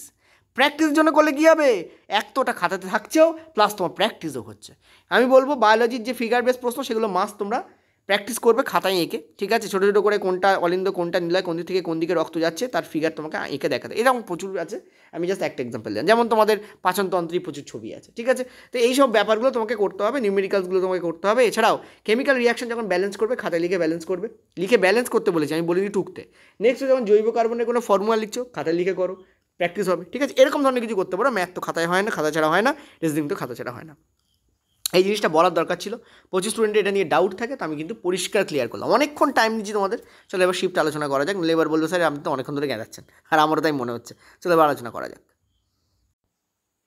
আচ্ছা, এই শিফটের যে প্রথম প্রশ্ন, সেটা তোমাদের বলছে কোন অনুকোষের শক্তি মুদ্রা, কোন অণু কোষের শক্তি মুদ্রা বলে পরিচিত। দেখো, শক্তি মুদ্রা মানে হচ্ছে এনার্জি কারেন্সি। অর্থাৎ আমরা কারেন্সি দিয়ে কী কিনি, টাকা দিয়ে কী কিনি, জিনিসপত্র কিনি। তো এটা উৎপন্ন না হলে কোষ এনার্জি পাবে না। তো সেইটাকে কি বলা হয়? অ্যান্সার তোমাদের হবে এটিপি। ডেফিনেটলি সবাই জানি আমরা জানি যে আমাদের যে কোষ থাকে, ঠিক আছে, সেই কোষের যে সাইটোপ্লাজম থাকে, এটা ধরো সাইটোপ্লাজম। তো কোষের cytoplasm, point to be noted, cytoplasm, সেখানে কি হয়, সেখানে যেটা হয় সেটা হচ্ছে গ্লুকোজের ওপর আঘাত হয়, এবং সেই গ্লুকোজ ভেঙে কি হয়, পাইরুভিক অ্যাসিড তৈরি হয়, যাকে এনসিইআরটিতে দেখবে পাইরুভেট লেখা আছে। এটা তোমরা কোথায় পাবে, তোমাদের যে ওই যে বললাম প্রথম যে চ্যাপ্টারটা আমি তোমাদের বলেছি জৈব প্রক্রিয়া, ওই জৈব প্রক্রিয়ার মধ্যেই যে প্রথম পার্ট, তাতে দেখবে শ্বসনের পার্ট আছে, সেই শ্বসনে তোমরা এটা পাবে। এই পাইরুভেট ভাঙলো কোথায়, সাইটোপ্লাজমে ভাঙলো। এই পাইরুভেট এবার কোথায় চলে যাচ্ছে, মাইটোকন্ড্রিয়ায় চলে যাচ্ছে। কোথায় চলে যাচ্ছে, মাইটোকন্ড্রিয়ায়। ঠিক আছে, ওকে, এই পাইরুভেট কোথায় চলে যাচ্ছে, মাইটোকন্ড্রিয়া। এই যে দেখো আমি গ্রাফিক্যালি লিখছি, দেখো টিক দিয়ে লিখছি, সাইটোপ্লাজম থেকে গ্লুকোজ, গ্লুকোজ থেকে পাইরুভেট, পাইরুভেট থেকে মাইটোকন্ড্রিয়ায় গেল। ঠিক আছে, মাইটোকন্ড্রিয়ার মধ্যে ঘটে হচ্ছে ক্রেবস সাইকেল। ঠিক আছে, ক্রেবস, আর এই ক্রেবস সাইকেলেই কিন্তু এই পাইরুভেট থেকে প্রায় 38 অণু এটিপি তৈরি হয়। এই 38 অণুর মধ্যে পুরো অণু অন অ্যাভারেজ 38-38-এর মধ্যে পুরো এটিপি তৈরি হয় না, মানে পুরো এটিপি কাজ লাগে না, এর মধ্যে কিছু ওটিপি ব্যবহার হয়ে যায়, বাকি ওটিপি কাজে লাগে। ঠিক আছে, এটিপি কাজে লাগে। তো অ্যাডিনোসিন ট্রাইফসফেট, এটাই হচ্ছে আমাদের অ্যান্সার। ঠিক আছে, আর এই যে পুরো প্রক্রিয়া, এই প্রক্রিয়াটাকে আমরা কী বলি, সেলুলার রেসপিরেশন। ঠিক আছে, এই প্রক্রিয়াটাকে আমরা কী বলি, আমরা বলি এটা হচ্ছে মাইটোকন্ড্রিয়া, সেলুলার রেসপিরেশন, এই কোষীয় শোষণ। ঠিক আছে, কোষীয় শ্বসন। ক্লিয়ার? পুরো যে প্রক্রিয়া, অর্থাৎ এটিপি কিন্তু শ্বসন প্রক্রিয়ায় তৈরি হয়। তো এটা 1 নম্বর কোশ্চেন ছিল আমাদের। চলো পরেরটাতে যাব আমরা। নেক্সট পরের প্রশ্ন। আচ্ছা, এই প্রশ্ন তোমাদের 4 নম্বর অপশানটা কেটে গেছে, I am sorry for that. 3টে অপশান আছে, 3টে অপশানের মধ্যে কারেক্ট অ্যান্সার আছে, নিজেরা উত্তর দাও। তো বলছে যে একটি দণ্ডচুম্বকের চারপাশের চৌম্বকক্ষেত্র রেখাগুলির জন্য নিম্নলিখিত কোন ধর্ম বা ধর্মগুলির মধ্যে সঠিক, অর্থাৎ কোনটা কারেক্ট সেটা জিজ্ঞেস করেছে। তো বলছে চুম্বকক্ষেত্র রেখাগুলো বদ্ধ লুপ গঠন করে। নেক্সট বলছে চুম্বকক্ষেত্রের রেখাগুলো পরস্পরকে ছেদ করে না। তারপরেরটা বলছে চুম্বকক্ষেত্রের বাইরে চুম্বকক্ষেত্রের রেখাগুলো চুম্বকের দক্ষিণ থেকে উত্তর মেরুতে যায়। অ্যান্সার দেখে নাও, আমি তোমাদের অ্যান্সার বলে দিচ্ছি। অ্যান্সার হচ্ছে তোমাদের প্রথম এবং দ্বিতীয়টা সঠিক। অর্থাৎ দেখো, একটা চুম্বককে এনে আমি তোমাদের একটু দেখাই। ধরো এই হচ্ছে তোমাদের একটা বার ম্যাগনেট, ঠিক আছে। এই বার ম্যাগনেটের মনে রাখবে, বার ম্যাগনেটের ক্ষেত্রে মনে রাখবে নর্থ দিক থেকে চুম্বক রেখাগুলো বেরোয়, এবং চুম্বক রেখাগুলো কিন্তু নর্থ থেকে বেরিয়ে সাউথ দিয়ে কিন্তু ঢোকে, আবার নর্থ দিয়ে বেরিয়ে যায়। অর্থাৎ চুম্বকের বাইরে এই রেখাগুলো নর্থ থেকে সাউথের দিকে যায়, এবং দেখো এরা একটা ক্লোজড লুপ গঠন করছে। দেখো এই লুপে কিন্তু কোথাও কোনো ফাঁক নেই, তুমি একটা লুপ পাবে এবং এটা ক্লোজড লুপ। ক্লোজ লুপ মানে কি, ধরো এরকম একটা লুপ আঁকলাম, এটা হচ্ছে ক্লোজ লুপ না ওপেন লুপ, কারণ এখানে দেখো ফাঁক আছে। কিন্তু ওপরে যে লুপটা এঁকেছি সেটা দেখো প্রায় একটা ক্লোজড লুপ, ঠিক আছে, এবং প্রায় নয় ক্লোজড লুপই।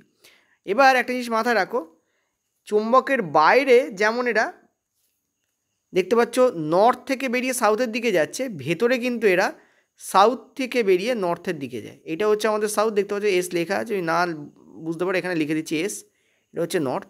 তো সাউথ থেকে বেরিয়ে কিন্তু নর্থের দিকে যায়, ভেতরে এরা সাউথ থেকে বেরিয়ে নর্থের দিকে যায়, আর বাইরে এরা নর্থ থেকে বেরিয়ে সাউথের দিকে যায়, ঠিক আছে। ওই জন্য এখানে বলেছে যে প্রথমটা অপশানটা কারেক্ট, ঠিক আছে, যেটা বদ্ধ লুপ গঠন করে, ঠিক আছে।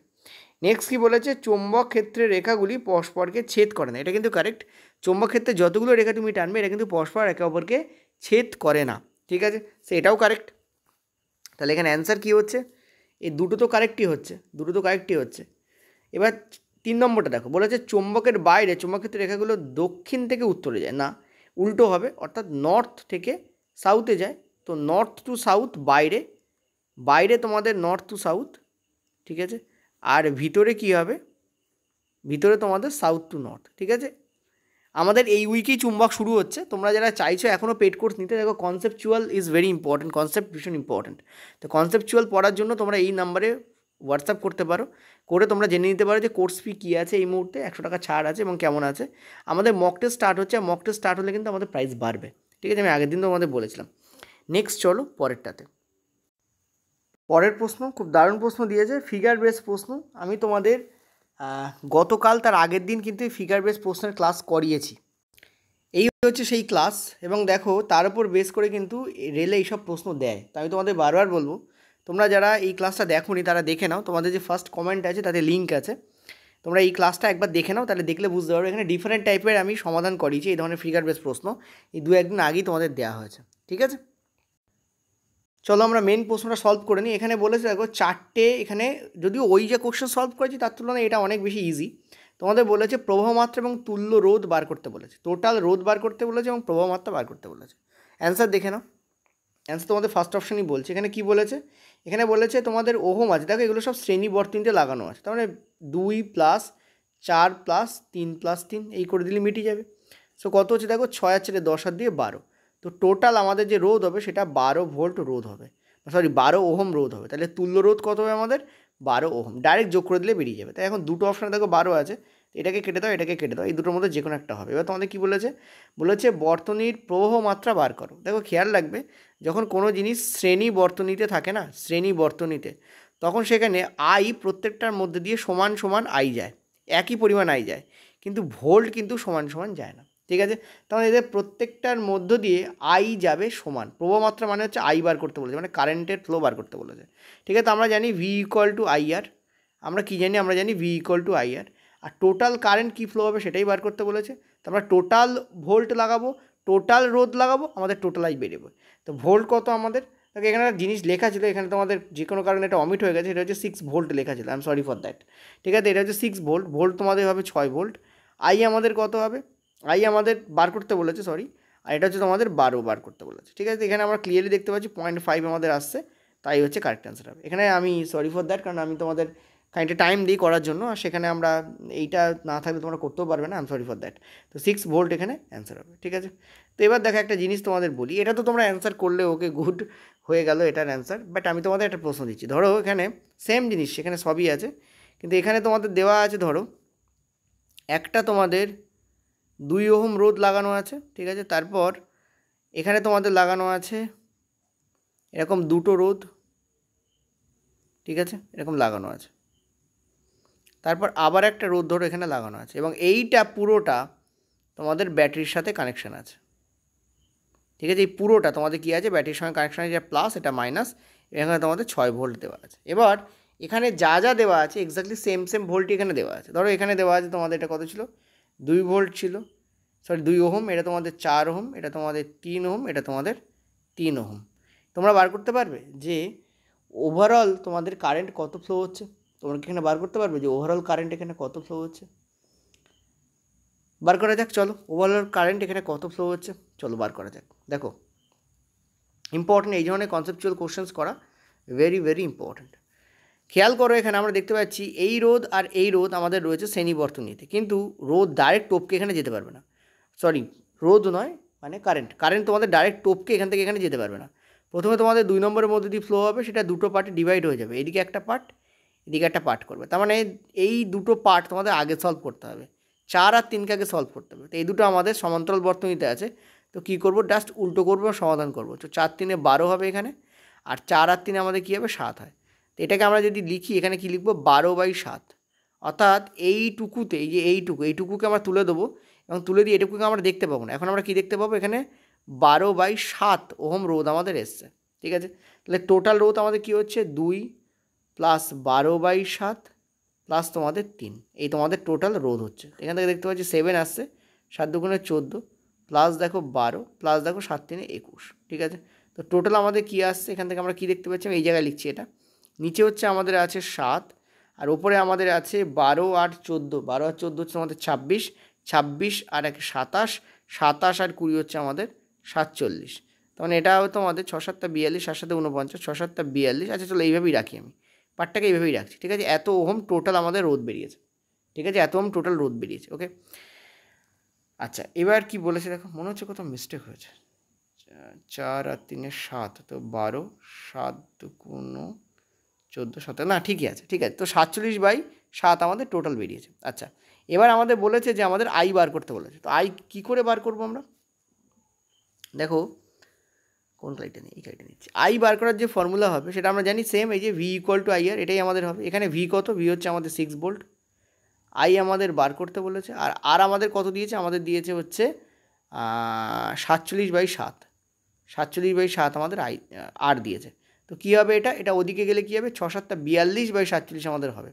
অ্যান্সার কী হবে আমাদের, 42/47। তো this will be the correct answer. এত অ্যাম্পিয়ার রোধ আমাদের এখানে ফ্লো হবে, 6 7 42/47, এত অ্যাম্পিয়ার আমাদের অ্যান্সার হবে। অর্থাৎ আমরা যদি এক্ষেত্রে উত্তর করতাম তাহলে কিন্তু আমাদের উত্তর এরকম আসতো, বোঝাতে পারলাম। এই ধরনের প্র্যাকটিস করাটা জরুরি, যদি এরকম না দিয়ে এরকম দিত তখন আমাদের এরকম অ্যান্সার আসতো, ঠিক আছে। আচ্ছা যদিও এখানে জায়গা নেই, আরও কটা করালে ভালো হতো, বাট ঠিক আছে চলো, আগের দিন আমি করিয়েছি, ওটা তোমরা ভিডিওটা দেখে নিও। এটা তোমাদের মেবি 3 নম্বর ভিডিও মানে ক্লাস ছিল, মানে সরি কোশ্চেন্স ছিল। চলো পরেরটা, পরের প্রশ্ন বলছে, একটি বস্তুকে একটি উত্তল দর্পণের সামনে 24 সেমি দূরত্বে রাখা হলো, প্রতিবিম্বটি যদি দর্পণের পিছনে 12 সেমি দূরত্বে গঠিত হয়, তাহলে দর্পণের ফোকাস দৈর্ঘ্য কত? নিজেরা ট্রাই করো, আমি তোমাদের অ্যান্সার বলে দিচ্ছি। অ্যান্সার তোমাদের এখানে বলছে 24 সেমি তোমাদের এখানে অ্যান্সার হবে। দেখো উত্তল দর্পণের কথা যদি বলি, তাহলে লাস্ট ইয়ারে উত্তল দর্পণ একটু কমই এসেছে, বাট যখন এসেছে ভালোই এসছে। এই হচ্ছে তোমাদের উত্তল দর্পণ। উত্তল দর্পণে আমরা জানি যে আমাদের যে ফোকাস থাকে সেটা আমাদের রাইট সাইডে থাকে, ঠিক আছে। ফোকাস থাকে আমাদের কোথায়, আমাদের রাইট সাইডে। আর যে প্রতিবিম্ব উৎপন্ন হয় সেটাও আমাদের দর্পণের পিছনে উৎপন্ন হয়। এই দিকটা হচ্ছে দর্পণের পিছন, ঠিক আছে। এই দিকটা হচ্ছে দর্পণের সামনে। লেফট সাইডকে দর্পণের সামনে বলা হয়, আর রাইট সাইডকে দর্পণের পিছনে বলা হয়, ঠিক আছে। এইটা হচ্ছে আমাদের উত্তল দর্পণ, ক্লিয়ার? দিস ইজ উত্তল দর্পণ। উত্তল কেন, এর যে রিফ্লেক্টিং সারফেস সেটা উত্তল মানে উঁচু। এবার এখানে কি বলেছে দেখো, এখানে বলেছে দর্পণের সামনে 24 সেমি দূরত্বে একটা বস্তুকে কী করা হয়েছে, রাখা হয়েছে। ধরো এরকম পজিশনে একটা বস্তুকে রাখা হয়েছে, এখান থেকে এই যে ডিস্টেন্স এটা হচ্ছে আমাদের 24 সেন্টিমিটার, ঠিক আছে। এই যে ডিস্টেন্স এটা হচ্ছে আমাদের কত, 24 সেন্টিমিটার। এবার কি বলেছে, প্রতিবিম্বের পিছনে অর্থাৎ 12 সেমি দূরত্বে কী হয়েছে তোমাদের প্রতিবিম্ব উৎপন্ন হয়েছে। তার মানে এইটা হচ্ছে আমাদের ভি, এটা হচ্ছে আমাদের ইউ, আমাদের এফ বার করতে বলেছে। ঠিক আছে, তা আমরা জানি 1/v plus 1/u equal to 1/f, এইটা আমাদের ফর্মুলা হয়। ঠিক আছে, 1/v এর মান কত, 1/12। দেখো এটা আমরা পজিটিভই নেব, কারণ আমরা দেখতে পাচ্ছি যে এটা আমাদের প্রতিবিম্ব দূরত্ব, আর প্রতিবিম্ব আমাদের উত্তল দর্পণের ক্ষেত্রে কোন দিকে উৎপন্ন হয়, রাইট সাইডে উৎপন্ন হয়, সেই জন্য ভি আমাদের কী হবে, অলওয়েজ পজিটিভ হবে। তো পজিটিভ নেব 1/12। ঠিক আছে, প্লাস আমাদের 1/u। দেখো ইউ যে কোনো দর্পণ আর যে কোনো লেন্স হোক না কেন অলওয়েজ আমাদের নেগেটিভে হয়। কেন, কারণ ইউ অলওয়েজ আমরা লেফটে বসাই, অর্থাৎ দর্পণ বা লেন্সের সামনের দিকে বসাই। নর্মালি এভাবে ধরে নেওয়া হয়, লেন্সের ক্ষেত্রে যদি এদিক ওদিক হতে পারে, বাট নর্মালি আমরা ইউকে নেগেটিভই নেই। তো এখানে আমরা কী দেখতে পাচ্ছি, এটা হচ্ছে আমাদের 24 হচ্ছে, এবং কিন্তু 24টা যদি নেগেটিভ হচ্ছে, ওই জন্য এই জায়গাটা আমাদের নেগেটিভ হয়ে যাবে। এইটা ইকুয়াল টু 1/f। দেখো এফের আমরা কোনো রকম নেগেটিভ পজিটিভ নেব না, যদি উত্তল দর্পণে এফ পজিটিভ হয় কিন্তু আমরা নেব না। দেখবে অঙ্ক নিজেই বলে দেবে এটা নেগেটিভ না পজিটিভ, যেটা বার করতে বলবে সেটাকে আমরা নেগেটিভ না পজিটিভ আগে থেকে আমরা নেব না। তো এখানে আমরা দেখতে পাচ্ছি 24 হচ্ছে, এটা আমাদের 2 হচ্ছে, এটা আমাদের 1 হচ্ছে, এটা আমাদের হয়ে যাচ্ছে 1/24। 1/24 ইকুয়াল টু 1/f। তো এফের যে মান আসছে সেটা আমাদের কত আসছে, +24। আমি তোমাদের বললাম যে অঙ্কই আমাদের বলে দেবে যে এফের মান কী আসবে। তো আমরা কী দেখতে পেলাম, এটা হচ্ছে আমাদের +24। তো this will be the correct answer here. ঠিক আছে, চলো নেক্সট পরেরটা যাবো আমরা। দেখো পরের প্রশ্ন কি বলছে, নিম্নলিখিত বিবৃতিগুলির মধ্যে সত্যটাকে সঠিকভাবে নির্দেশ করে এমন বিকল্পটি নির্বাচন করো। যখন ম্যাগনেসিয়াম ধাতুর একটি টুকরো কপার সালফেট দ্রবণে নিমজ্জিত করা হয় তখন কি হয়। দেখো ম্যাগনেসিয়াম এখানে সলিড, আর দেখতে পাচ্ছ দ্রবণ এখানে কপার সালফেটের। তো ম্যাগনেসিয়াম কপার সালফেট দ্রবণ থেকে তামাকে প্রতিস্থাপিত করে। কপার সালফেটের দ্রবণ নীলবর্ণ বিবর্ণ হয়ে যায়, এবং ম্যাগনেসিয়ামের টুকরের উপর কপার ধাতুর একটা লাল বাদামি আস্তরণ পড়ে। অ্যান্সার দেখে নাও, ভেরি ভেরি ইম্পর্ট্যান্ট কোশ্চেন্স কিন্তু এগুলো। দেখো এটা হচ্ছে অ্যান্সার। দেখো মনে রাখবে, কপার সালফেটের যে দ্রবণ হয় না, তার একটা বর্ণ থাকে, সেটা হচ্ছে নীল বর্ণ। নীলকে নীল দিয়ে লিখছি, নীল বর্ণ থাকে। কিন্তু কপার সালফেট দ্রবণে যখন ম্যাগনেসিয়ামকে চোবাবে, তখন ম্যাগনেসিয়াম যেহেতু অনেক বেশি রিঅ্যাক্টিভ, সে কী করবে, কপার সালফেটের দ্রবণ থেকে কপারকে কী করবে, বার করে দেবে, আর নিজে সালফেটের সঙ্গে যুক্ত হয়ে যাবে, মানে MgSO4 তৈরি করবে। ঠিক আছে, কি বললাম, কপার সালফেট থেকে কপারকে বার করে দেবে, আর নিজে ম্যাগনেসিয়াম সালফেট হয়ে ম্যাগনেসিয়াম সালফেটের সঙ্গে, মানে ম্যাগনেসিয়াম আর সালফার একসঙ্গে যুক্ত হয়ে যাবে। ঠিক আছে, সালফেট মানে অ্যাকচুয়ালি সালফার অক্সিজেন দুটোই যুক্ত হচ্ছে। এটা কেন হয়, কারণ ম্যাগনেসিয়াম হচ্ছে তীব্রভাবেই তোমার রিঅ্যাক্টিভ, কপারের থেকে অনেক বেশি রিঅ্যাক্টিভ, ফলে ও কী করে, কপারকে ওর ঘর থেকে বের করে দিতে পারে। কোন বিক্রিয়ায় এটা হয়, আমরা জানি যে ডিসপ্লেসমেন্ট রিয়াকশান, মানে প্রতিস্থাপন বিক্রিয়া এটা হয়, ওই জন্য এখানে প্রতিস্থাপন শব্দটা দেওয়া রয়েছে, এবং এটা কারেক্ট, ঠিকই বলেছে। নেক্সট বলছে কপার সালফেটের যে নীল বর্ণ সেটা থাকবে না, কারণ এখন উৎপন্ন হচ্ছে ম্যাগনেসিয়াম সালফেট, আর ম্যাগনেসিয়াম সালফেট বর্ণহীন হয় বা বিবর্ণ হয়, সেই জন্য ম্যাগনেসিয়াম সালফেট উৎপন্ন হওয়ার কারণে এই কপার সালফেটের নীল বর্ণ কী হবে, বিবর্ণ হয়ে যাবে। আর ম্যাগনেসিয়াম টুকরোটির ওপর তামার ধাতুর একটা লাল বাদামি স্তর জমা হবে, এটাও কারেক্ট। ঠিক আছে, এই যে তামার একটা কী হবে, লাল বাদামি স্তর কিন্তু দেখতে পাওয়া যাবে। এখানে বেসিক্যালি তিনটেই কারেক্ট। সো কারেক্ট অ্যান্সার এখানে কী হবে, 1, 2 and 3, both all are correct. ঠিক আছে, পরের প্রশ্ন বলছে দুটি রোধ R1 এবং R2 তাকে যদি সমান্তরালভাবে সংযুক্ত করা হয় তাহলে তাদের তুল্য রোধ কী হবে। একটা সময় ছিল যখন এই প্রশ্নগুলো দেখলি তোমরা কত ঘাবড়ে যেতে, 2018-19-এর কথা বলছি। আজকে দেখো করতে করতে কত ইজি হয়ে গেছে। তার মানে কি, প্র্যাকটিস কিন্তু তোমাকে সব জিনিস সামনে ইজি করে দেয়। ঠিক আছে, সো প্র্যাকটিস অ্যান্ড রিভাইজ, এই দুটো জিনিস কিন্তু খুব ইম্পর্ট্যান্ট। অ্যান্সার দেখে নাও, অ্যান্সার বলছে লাস্ট তাই হবে। যখন আমরা R1 এবং R2কে সমান্তরালে যুক্ত করি তখন এই দুটো কী হয়, এ দুটো তোমাদের উল্টো হয়ে যুক্ত হয়। ঠিক আছে, এবং এখানে আমরা কি করি, R1 এবং R2 এর লসাগু করি। এটাকে এটা দিয়ে ভাগ করলে আমরা এখানে R2 পাবো, আর এটাকে এটা দিয়ে ভাগ করলে আমরা R1 পাবো। এটা আমাদের 1/R এর ইকুয়াল হয়, অর্থাৎ এই যে দিয়েছি এটা মানে হচ্ছে রোধ ইকুইভ্যালেন্ট। এই যে তুল্য শব্দের ইংরাজি হচ্ছে ইকুইভ্যালেন্ট। কী হয়, ইকুইভ্যালেন্ট। ঠিক আছে, ওই জন্য এখানে কথাটা দেওয়া হয়। ঠিক আছে, এবার এটাকে আমরা যখন উল্টো করব তখন অ্যাকচুয়াল পাবো, কারণ এটাই হচ্ছে অ্যাকচুয়াল, সেটা কত, R1 × R2, আর নিচে কি থাকবে আমাদের, দেখো যোগ আছে, সো একটাকে আগে আনলে কোনো প্রবলেম নেই, তো R1 + R2, এইটা হচ্ছে আমাদের একটা সূত্র হয়ে যায়, সেটাকে মনে রাখতে পারো। তো correct answer will be this. এই ধরনের সূত্র আমি তোমাদের আগের দিন অ্যাপ্লিকেশন করে দেখেছি, ওই যে ভিডিওটা বললাম না, যেখানে ফিগার বেসড কোশ্চেন্স তোমাদের প্রচুর পরিমাণে ছিল, তো সেখানে আমি তোমাদের প্রচুর আলোচনা করেছি। ঠিক আছে, এটা 6 দাগ হলো।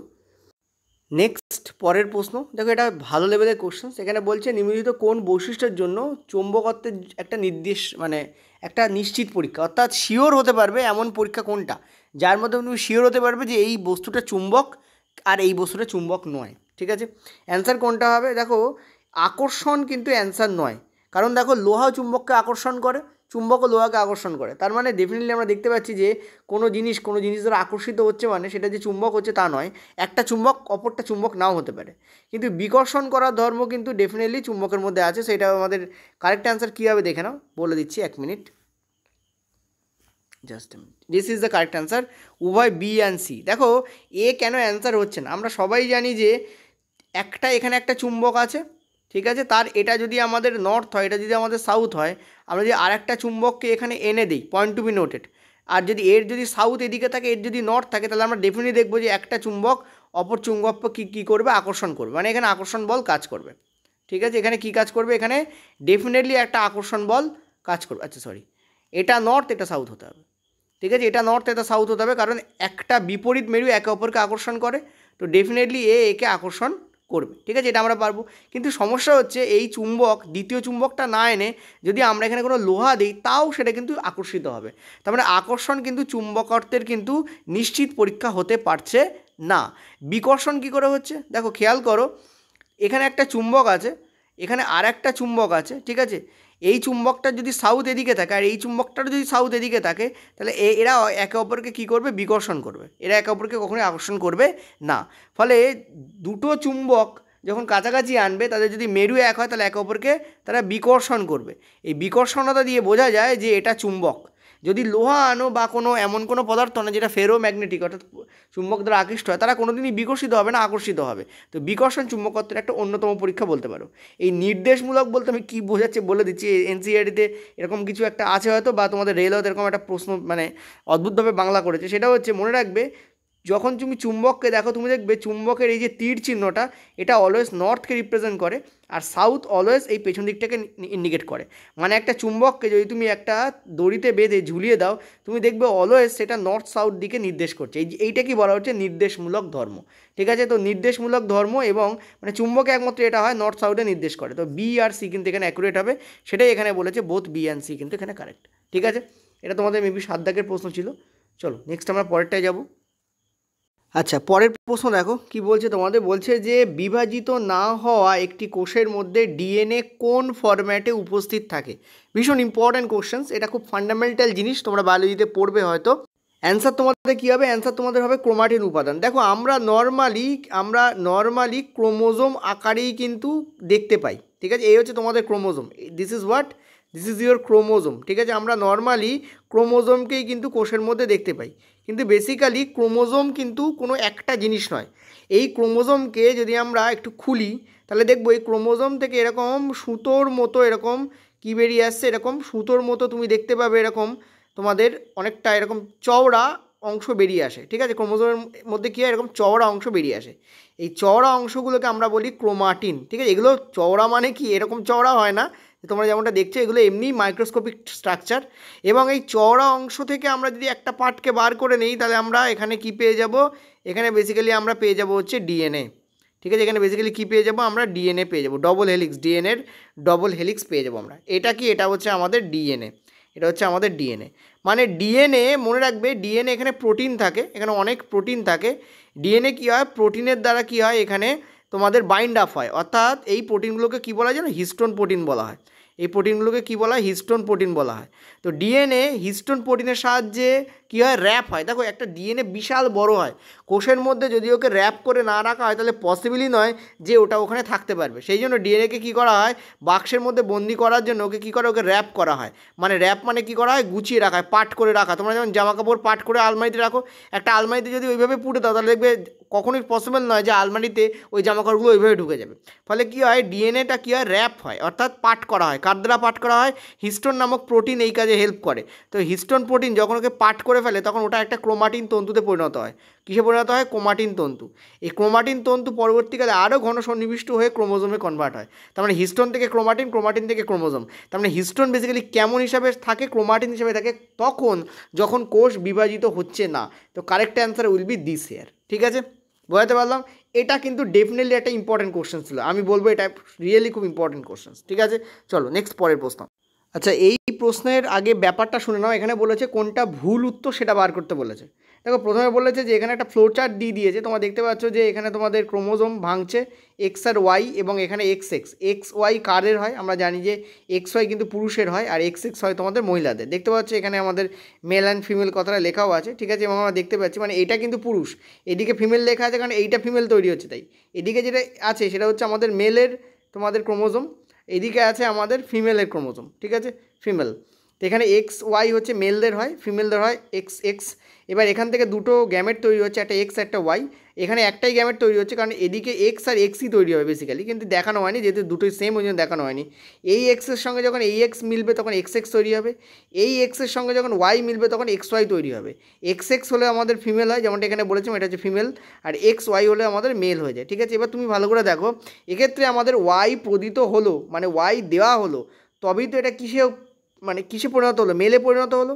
কারণ মেলের ক্ষেত্রে আমরা এক্স ওয়াই পাবো, আর সেই এক্সের যে ওয়াই, সেই ওয়াই এলো কোথা থেকে, মেলদের থেকে এলো। তার মানে পুত্র বা কন্যার যে লিঙ্গ নির্ধারণ, অর্থাৎ ছেলে হবে না মেয়ে হবে, সেটা কিন্তু পুরুষের উপর নির্ভর করে, না কি মেয়েদের উপর। তো correct answer will be this, কারণ এটা এখানে ভুল দেওয়া আছে। এখানে বলেছে সন্তানদের লিঙ্গ স্ত্রী নির্ধারণ করে, এটা কারেক্ট নয়। এটা 1 নম্বর, এটা 2 নম্বর, এটা 3 নম্বর, এটা 4 নম্বর অপশান ছিল। Correct answer will be this, কারণ এটাই ভুল। এখানে ভুল কোনটা বার করতে বলেছে, এটাই ভুল। ঠিক আছে, এটাই ভুল তোমাদের। ঠিক আছে, বাকিগুলো তোমাদের এখানে কারেক্ট আছে, কারণ শিশু যে ছেলে বা মেয়ে হবে তার 50-50 গুণাবলী। দেখো, এদিকে অর্ধেক এদিকে অর্ধেক, ছেলে বা মেয়ে হওয়ার সম্ভাবনা কী হয়, 50-50 হয়। ক্লিয়ারলি দেখতে পাচ্ছ। নেক্সট হচ্ছে সন্তানদের লিঙ্গ পুরুষ নির্ধারণ করে, একটু আগে বললাম সন্তান লিঙ্গ পুরুষ দ্বারা নির্ধারিত হয়, কারণ এই যে ওয়াই, এই ওয়াই আসে কোথা থেকে, পুরুষদের থেকে আসে। নেক্সট হচ্ছে এক্স ক্রোমোজোমের উত্তরাধিকারী সব শিশু সৃষ্টি হয় তাদের মায়ের দেহ থেকে। এটা খুব ইম্পর্টেন্ট জিনিস, যে এক্স ক্রোমোজোম যেটা হয়, সেই এক্স ক্রোমোজোমের উত্তরাধিকারী যে সব শিশু, তাদের সৃষ্টি কিন্তু মায়ের দেহ থেকে হয়। এটাও খুব ইম্পর্টেন্ট একটা কনসেপ্ট তোমাদের এখানে দেওয়া আছে। আর একটা জিনিস, এই যে লাস্ট যে তোমাদের এখানে বলা রয়েছে লাইনটা, এই লাইনটা একটু ব্যাখ্যা করে দিই। দেখো, আমরা যখন কোনো ছেলে বা মেয়েকে দেখি তার মধ্যে একটা অন্তত এক্স থাকে, একটা অন্তত ওয়াই থাকে। ঠিক আছে, যদি সে ছেলে হয় তার মধ্যে ডেফিনেটলি এক্স থাকবে এবং ওয়াই থাকবে, যদি মেয়ে হয় তার মানে ডেফিনেটলি তার মধ্যে এক্স আর ওয়াই থাকবে। তার মানে একটা জিনিস ভালো করে বোঝো, এই যে এক্স পয়েন্ট টু মিনিট, যদি ছেলে হয়, ছেলের মধ্যে যে এক্স আছে সেটা ডেফিনেটলি সে তার মায়ের থেকে পেয়েছে, কারণ এই ছেলেটি যে ওয়াই পেয়েছে সেটা সে বাবার থেকে পেয়েছে, কিন্তু এক্স কোথা থেকে পেয়েছে, সে তার মায়ের থেকে পেয়েছে।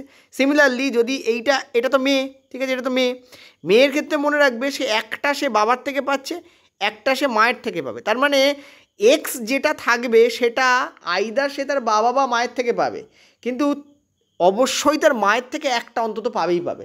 বাবার থেকে সে এক্সও পেতে পারে, ওয়াইও পেতে পারে, কিন্তু মায়ের থেকে সে এক্স ডেফিনেটলি পাবে। দেখো, এখানে এক্স ওয়াই হয়েছে, ওয়াই পেয়েছে বাবার থেকে, কিন্তু এক্স তো মায়ের থেকেই পেয়েছে। সিমিলারলি এখানেও এক্স এক্স আছে, একটা বাবা থেকে পেয়েছে, কিন্তু একটা তো অন্তত মা থেকে পেয়েছে। তাহলে ক্লিয়ারলি দেখতে পাচ্ছি এক্স মা থেকে আসা ম্যান্ডেটারি।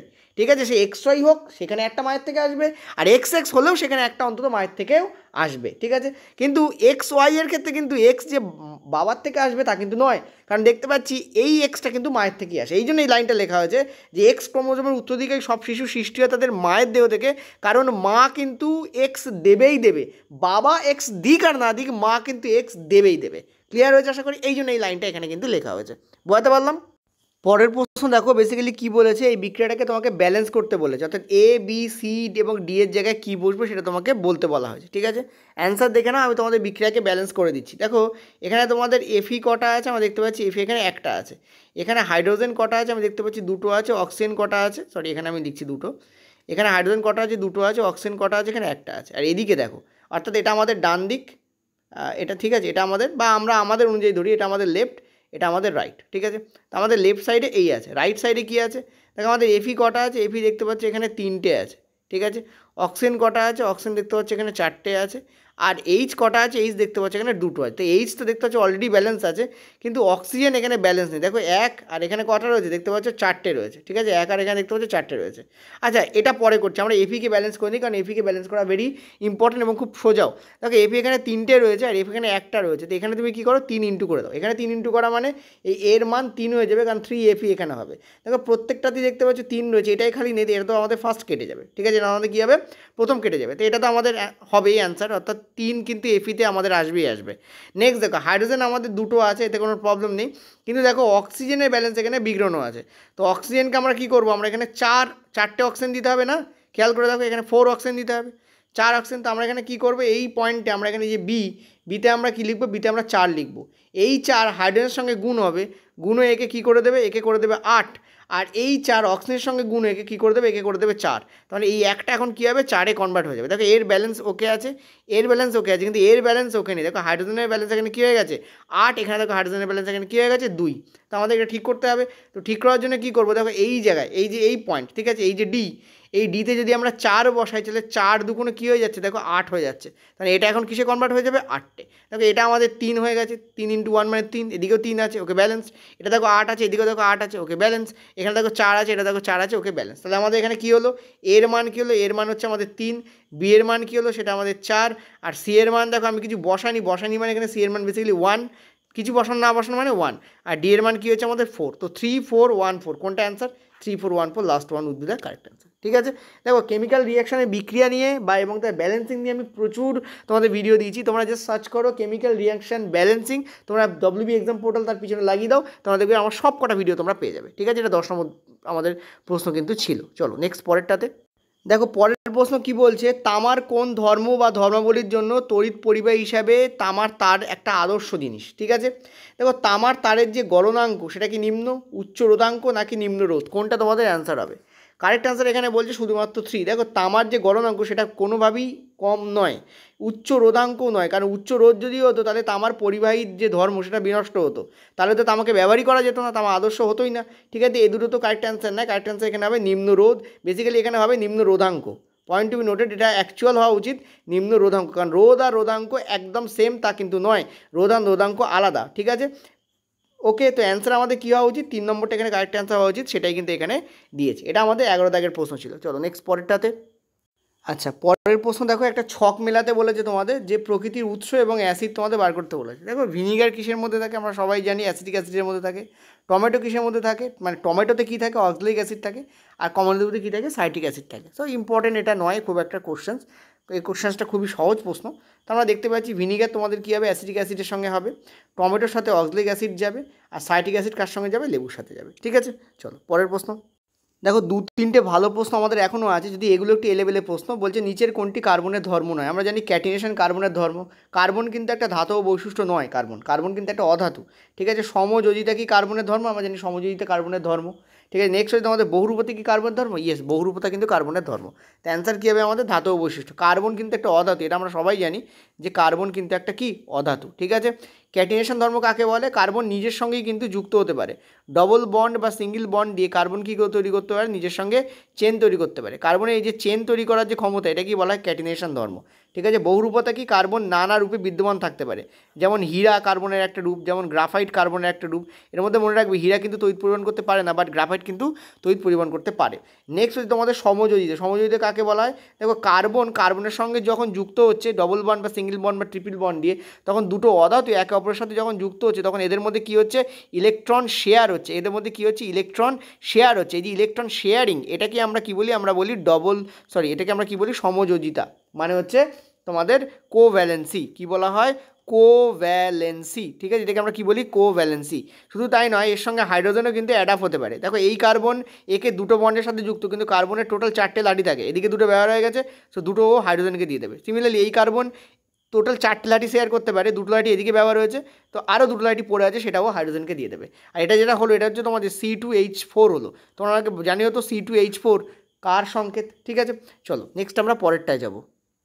পরের প্রশ্নটা দেখো, এটা খুবই ইন্টারেস্টিং প্রশ্ন, এটা এবং ইম্পর্টেন্ট প্রশ্নও বটে। বলছে একটা কাঁচের প্রিজমের প্রতিসারক তল হচ্ছে এবি, এবং কাঁচের প্রিজমের প্রতিসারক তল হচ্ছে এবি এর ওপর একটি আলোকরশ্মি আপতিত হলো এবং অন্য একটি প্রতিসারক তল এসি দিয়ে বেরিয়ে গেল। এটাকে একটু তোমাদের এঁকে দেখাই, আমি যেহেতু তোমাদের এখানে ব্যাপারটা তুলিনি, সেটা তোমাদের ব্যাখ্যা করে দেবো বলি, জাস্ট তুলিনি। ধরো এখানে একটা প্রিজম আছে, ধরো এখানে প্রিজম আছে একটা, ঠিক আছে, এবং এই প্রিজমটা তোমাদের দুটো তল নিয়ে গঠিত। ঠিক আছে, এই প্রিজমটা কী হচ্ছে, তোমাদের দুটো তল নিয়ে গঠিত, এবং ধরো এখানে তোমাদের লাল রঙের আলোকরশ্মি এখানে পড়ছে এই জায়গায়, জাস্ট এ মিনিট, ধরো এখানে তোমাদের লাল রঙের আলোকরশ্মি পড়ছে, এবং লাল রঙের আলোকরশ্মি পড়ার পরে কী হবে, এইভাবে এটা বেঁকবে এবং বাঁকার পরে এইভাবে বেরিয়ে যাবে। ঠিক আছে, সিমিলারলি ধরো এখানে আরেকটা আলোকরশ্মি পড়ছে, ধরো ভায়োলেট, ঠিক আছে, এইটা নিয়ে নিচ্ছি, ধরো ভায়োলেট আলোকরশ্মি পড়ছে, ঠিক আছে, এও কী হবে, এরকম জায়গায় পড়বে, একই জায়গায় ধরো পড়লো, পড়ার পর এ কিন্তু বেশি বেঁকবে, বেঁকে কিন্তু আরও বেশি বেঁকে কিন্তু বেরিয়ে যাবে।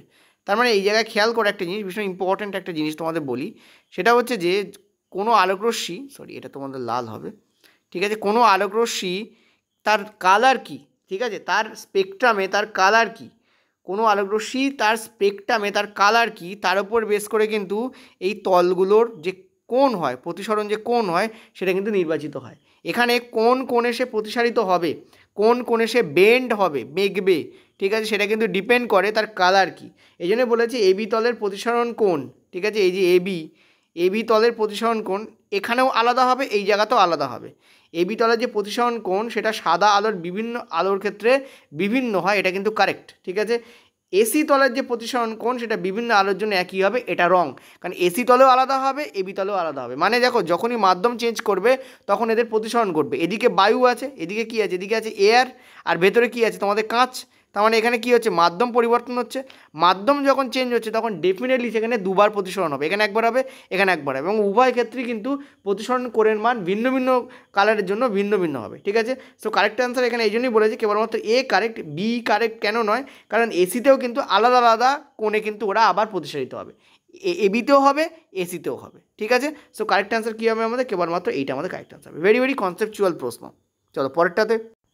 পরের প্রশ্ন দেখো কি বলেছে, বলেছে যে বড় উদ্ভিদ এবং বৃক্ষ শক্ত কাণ্ডে উৎপন্ন গ্যাসীয় রেচন পদার্থ কিভাবে উদ্ভিদের দেহ থেকে অপসারিত হয়। অ্যান্সার হবে তোমাদের লেন্টিসেল। দেখো আমাদের পাতায়, ঠিক আছে, আমাদের পাতায় যে ধরনের ছিদ্র থাকে তাকে আমরা কি বলি সেটা আমরা সবাই জানি, ঠিক আছে, তাকে আমরা কি বলি, আমাদের পাতায় যে ধরনের ছিদ্র থাকে তাকে আমরা বলি পত্ররন্ধ্র, তাকে আমরা কি বলি, পত্ররন্ধ্র, ঠিক আছে। গার্ড সেল দ্বারা এটা তোমাদের গার্ড থাকে, স্টোমাটা বলি আমরা পত্ররন্ধ্র, কিন্তু সেরকম উদ্ভিদের কিন্তু যে কাণ্ড থাকে সেই কাণ্ডতেও কিন্তু এরকম দেখতে পাবে, এরকম বড় বড় এরকম ফাটল থাকে, ঠিক আছে, এই ফাটলগুলোকে বলা হয় লেন্টিসেল, ঠিক আছে। এবং উদ্ভিদ কাণ্ডের ক্ষেত্রে বা মোটা যে অংশ সেক্ষেত্রে কিন্তু লেন্টিসেলের মাধ্যমেই কিন্তু কী করে, বাষ্প যে ব্যাপার সেই বাষ্প ব্যাপারটাকে কিন্তু বাইরে বার করে, বা গ্যাসীয় রেচনপত্র কিন্তু বাইরে বার করে। তো কারেক্ট আনসার এখানে কী হবে, কাণ্ডে উপস্থিত লেন্টিসেলের মাধ্যমে, ঠিক আছে। এটা আমাদের 15 দাগের প্রশ্ন ছিল। চলো নেক্সট অ্যান্ড লাস্ট প্রশ্ন আমাদের। দেখো এটা পরের প্রশ্ন এবং এটা লাস্ট প্রশ্ন আমাদের। বলছে যে এইখানে একটা চিত্র দেওয়া রয়েছে এবং সেই চিত্রে তোমাদের বার করতে বলেছে যে এই দুটোকে কী বলা হয়, এটাকে কী বলা হয়। আমি তোমাদের বারবার এই জিনিসগুলো কিন্তু বারবার বলেছি যে তোমরা লাইভ প্রসেস কেন পড়তে বলেছি, কারণ live process is very important. Live প্রসেসের মধ্যে দিয়ে প্রচুর কিন্তু চিত্র বেসড প্রশ্ন তোমাদের কিন্তু সামনে আসতে পারে। আমি ওই জন্য বলেছি চিত্রগুলোকে অ্যাটলিস্ট তোমরা কিন্তু এঁকে কিন্তু করতে পারো। টোকার জন্য কখনো খাতায় লিখবে না, আঁকার জন্য লিখবে। এই যে নাম্বার আছে এই নাম্বারে তোমরা হোয়াটসঅ্যাপ করলে তোমরা কিন্তু পেড কোর্স সম্পর্কে জানতে পারবে। আমি তোমাদের ইনসিস্ট করবো যে তোমরা এই নাম্বারে কিন্তু একবার কল করে নিতে পারো বা হোয়াটসঅ্যাপ করতে পারো। যদি কল না পাও একবার হোয়াটসঅ্যাপ করে রাখবে, ঠিক আছে। এখানে অ্যান্সার কী হচ্ছে, অ্যান্সার তোমাদের হবে হচ্ছে, দেখো এটা হচ্ছে, এটাকে বলা হয় ব্রঙ্কিয়ল। বেসিক্যালি এই যে যা দিয়ে তোমাদের এই বায়ুথলি উৎপন্ন হয়েছে এটাকে বলা হয় রেসপিরেটরি ব্রঙ্কিয়ল, ঠিক আছে। কি বলা হয়, রেসপিরেটরি, ঠিক আছে, রেসপিরেটরি ব্রঙ্কিয়ল, ঠিক আছে। রেসপিরেটরি তোমাদের কি বলা হয়, ব্রঙ্কিয়ল বলা হয়। আর দেখো ব্রঙ্কিয়ল যেটা একদম শেষ প্রান্তে অবস্থান করছে তাতে কিন্তু কোনো তরুণাস্থি থাকে না, মনে রাখবে। ব্রঙ্কিয়ালসে কিন্তু কী থাকে না, কোনো তরুণাস্থি থাকে না, ঠিক আছে। নেক্সট হচ্ছে তোমাদের এইগুলোকে কী বলা হয়, এদিকে বলা হয় অ্যালভিওলি বা বায়ুথলি, অ্যালভিওলি, ইংলিশটা মাথা রাখবে, অ্যালভিওলি বা বায়ুথলি। তো এখানে দেখো বলেছে এ হচ্ছে আমাদের ব্রঙ্কিয়ল, বি হচ্ছে আমাদের বায়ুথলি। এখানে কী হয়, এখানে গ্যাসের আদান প্রদান হয়, ঠিক আছে। আর এখানে গ্যাসের আদান প্রদানের জন্য কী থাকে জানো, এপিথেলিয়াম টিস্যু থাকে, ঠিক আছে। সো কারেক্ট অ্যান্সার কী হবে আমাদের এ হবে আমাদের ব্রঙ্কিয়ল, বি হবে আমাদের বায়ুথলি, ঠিক আছে।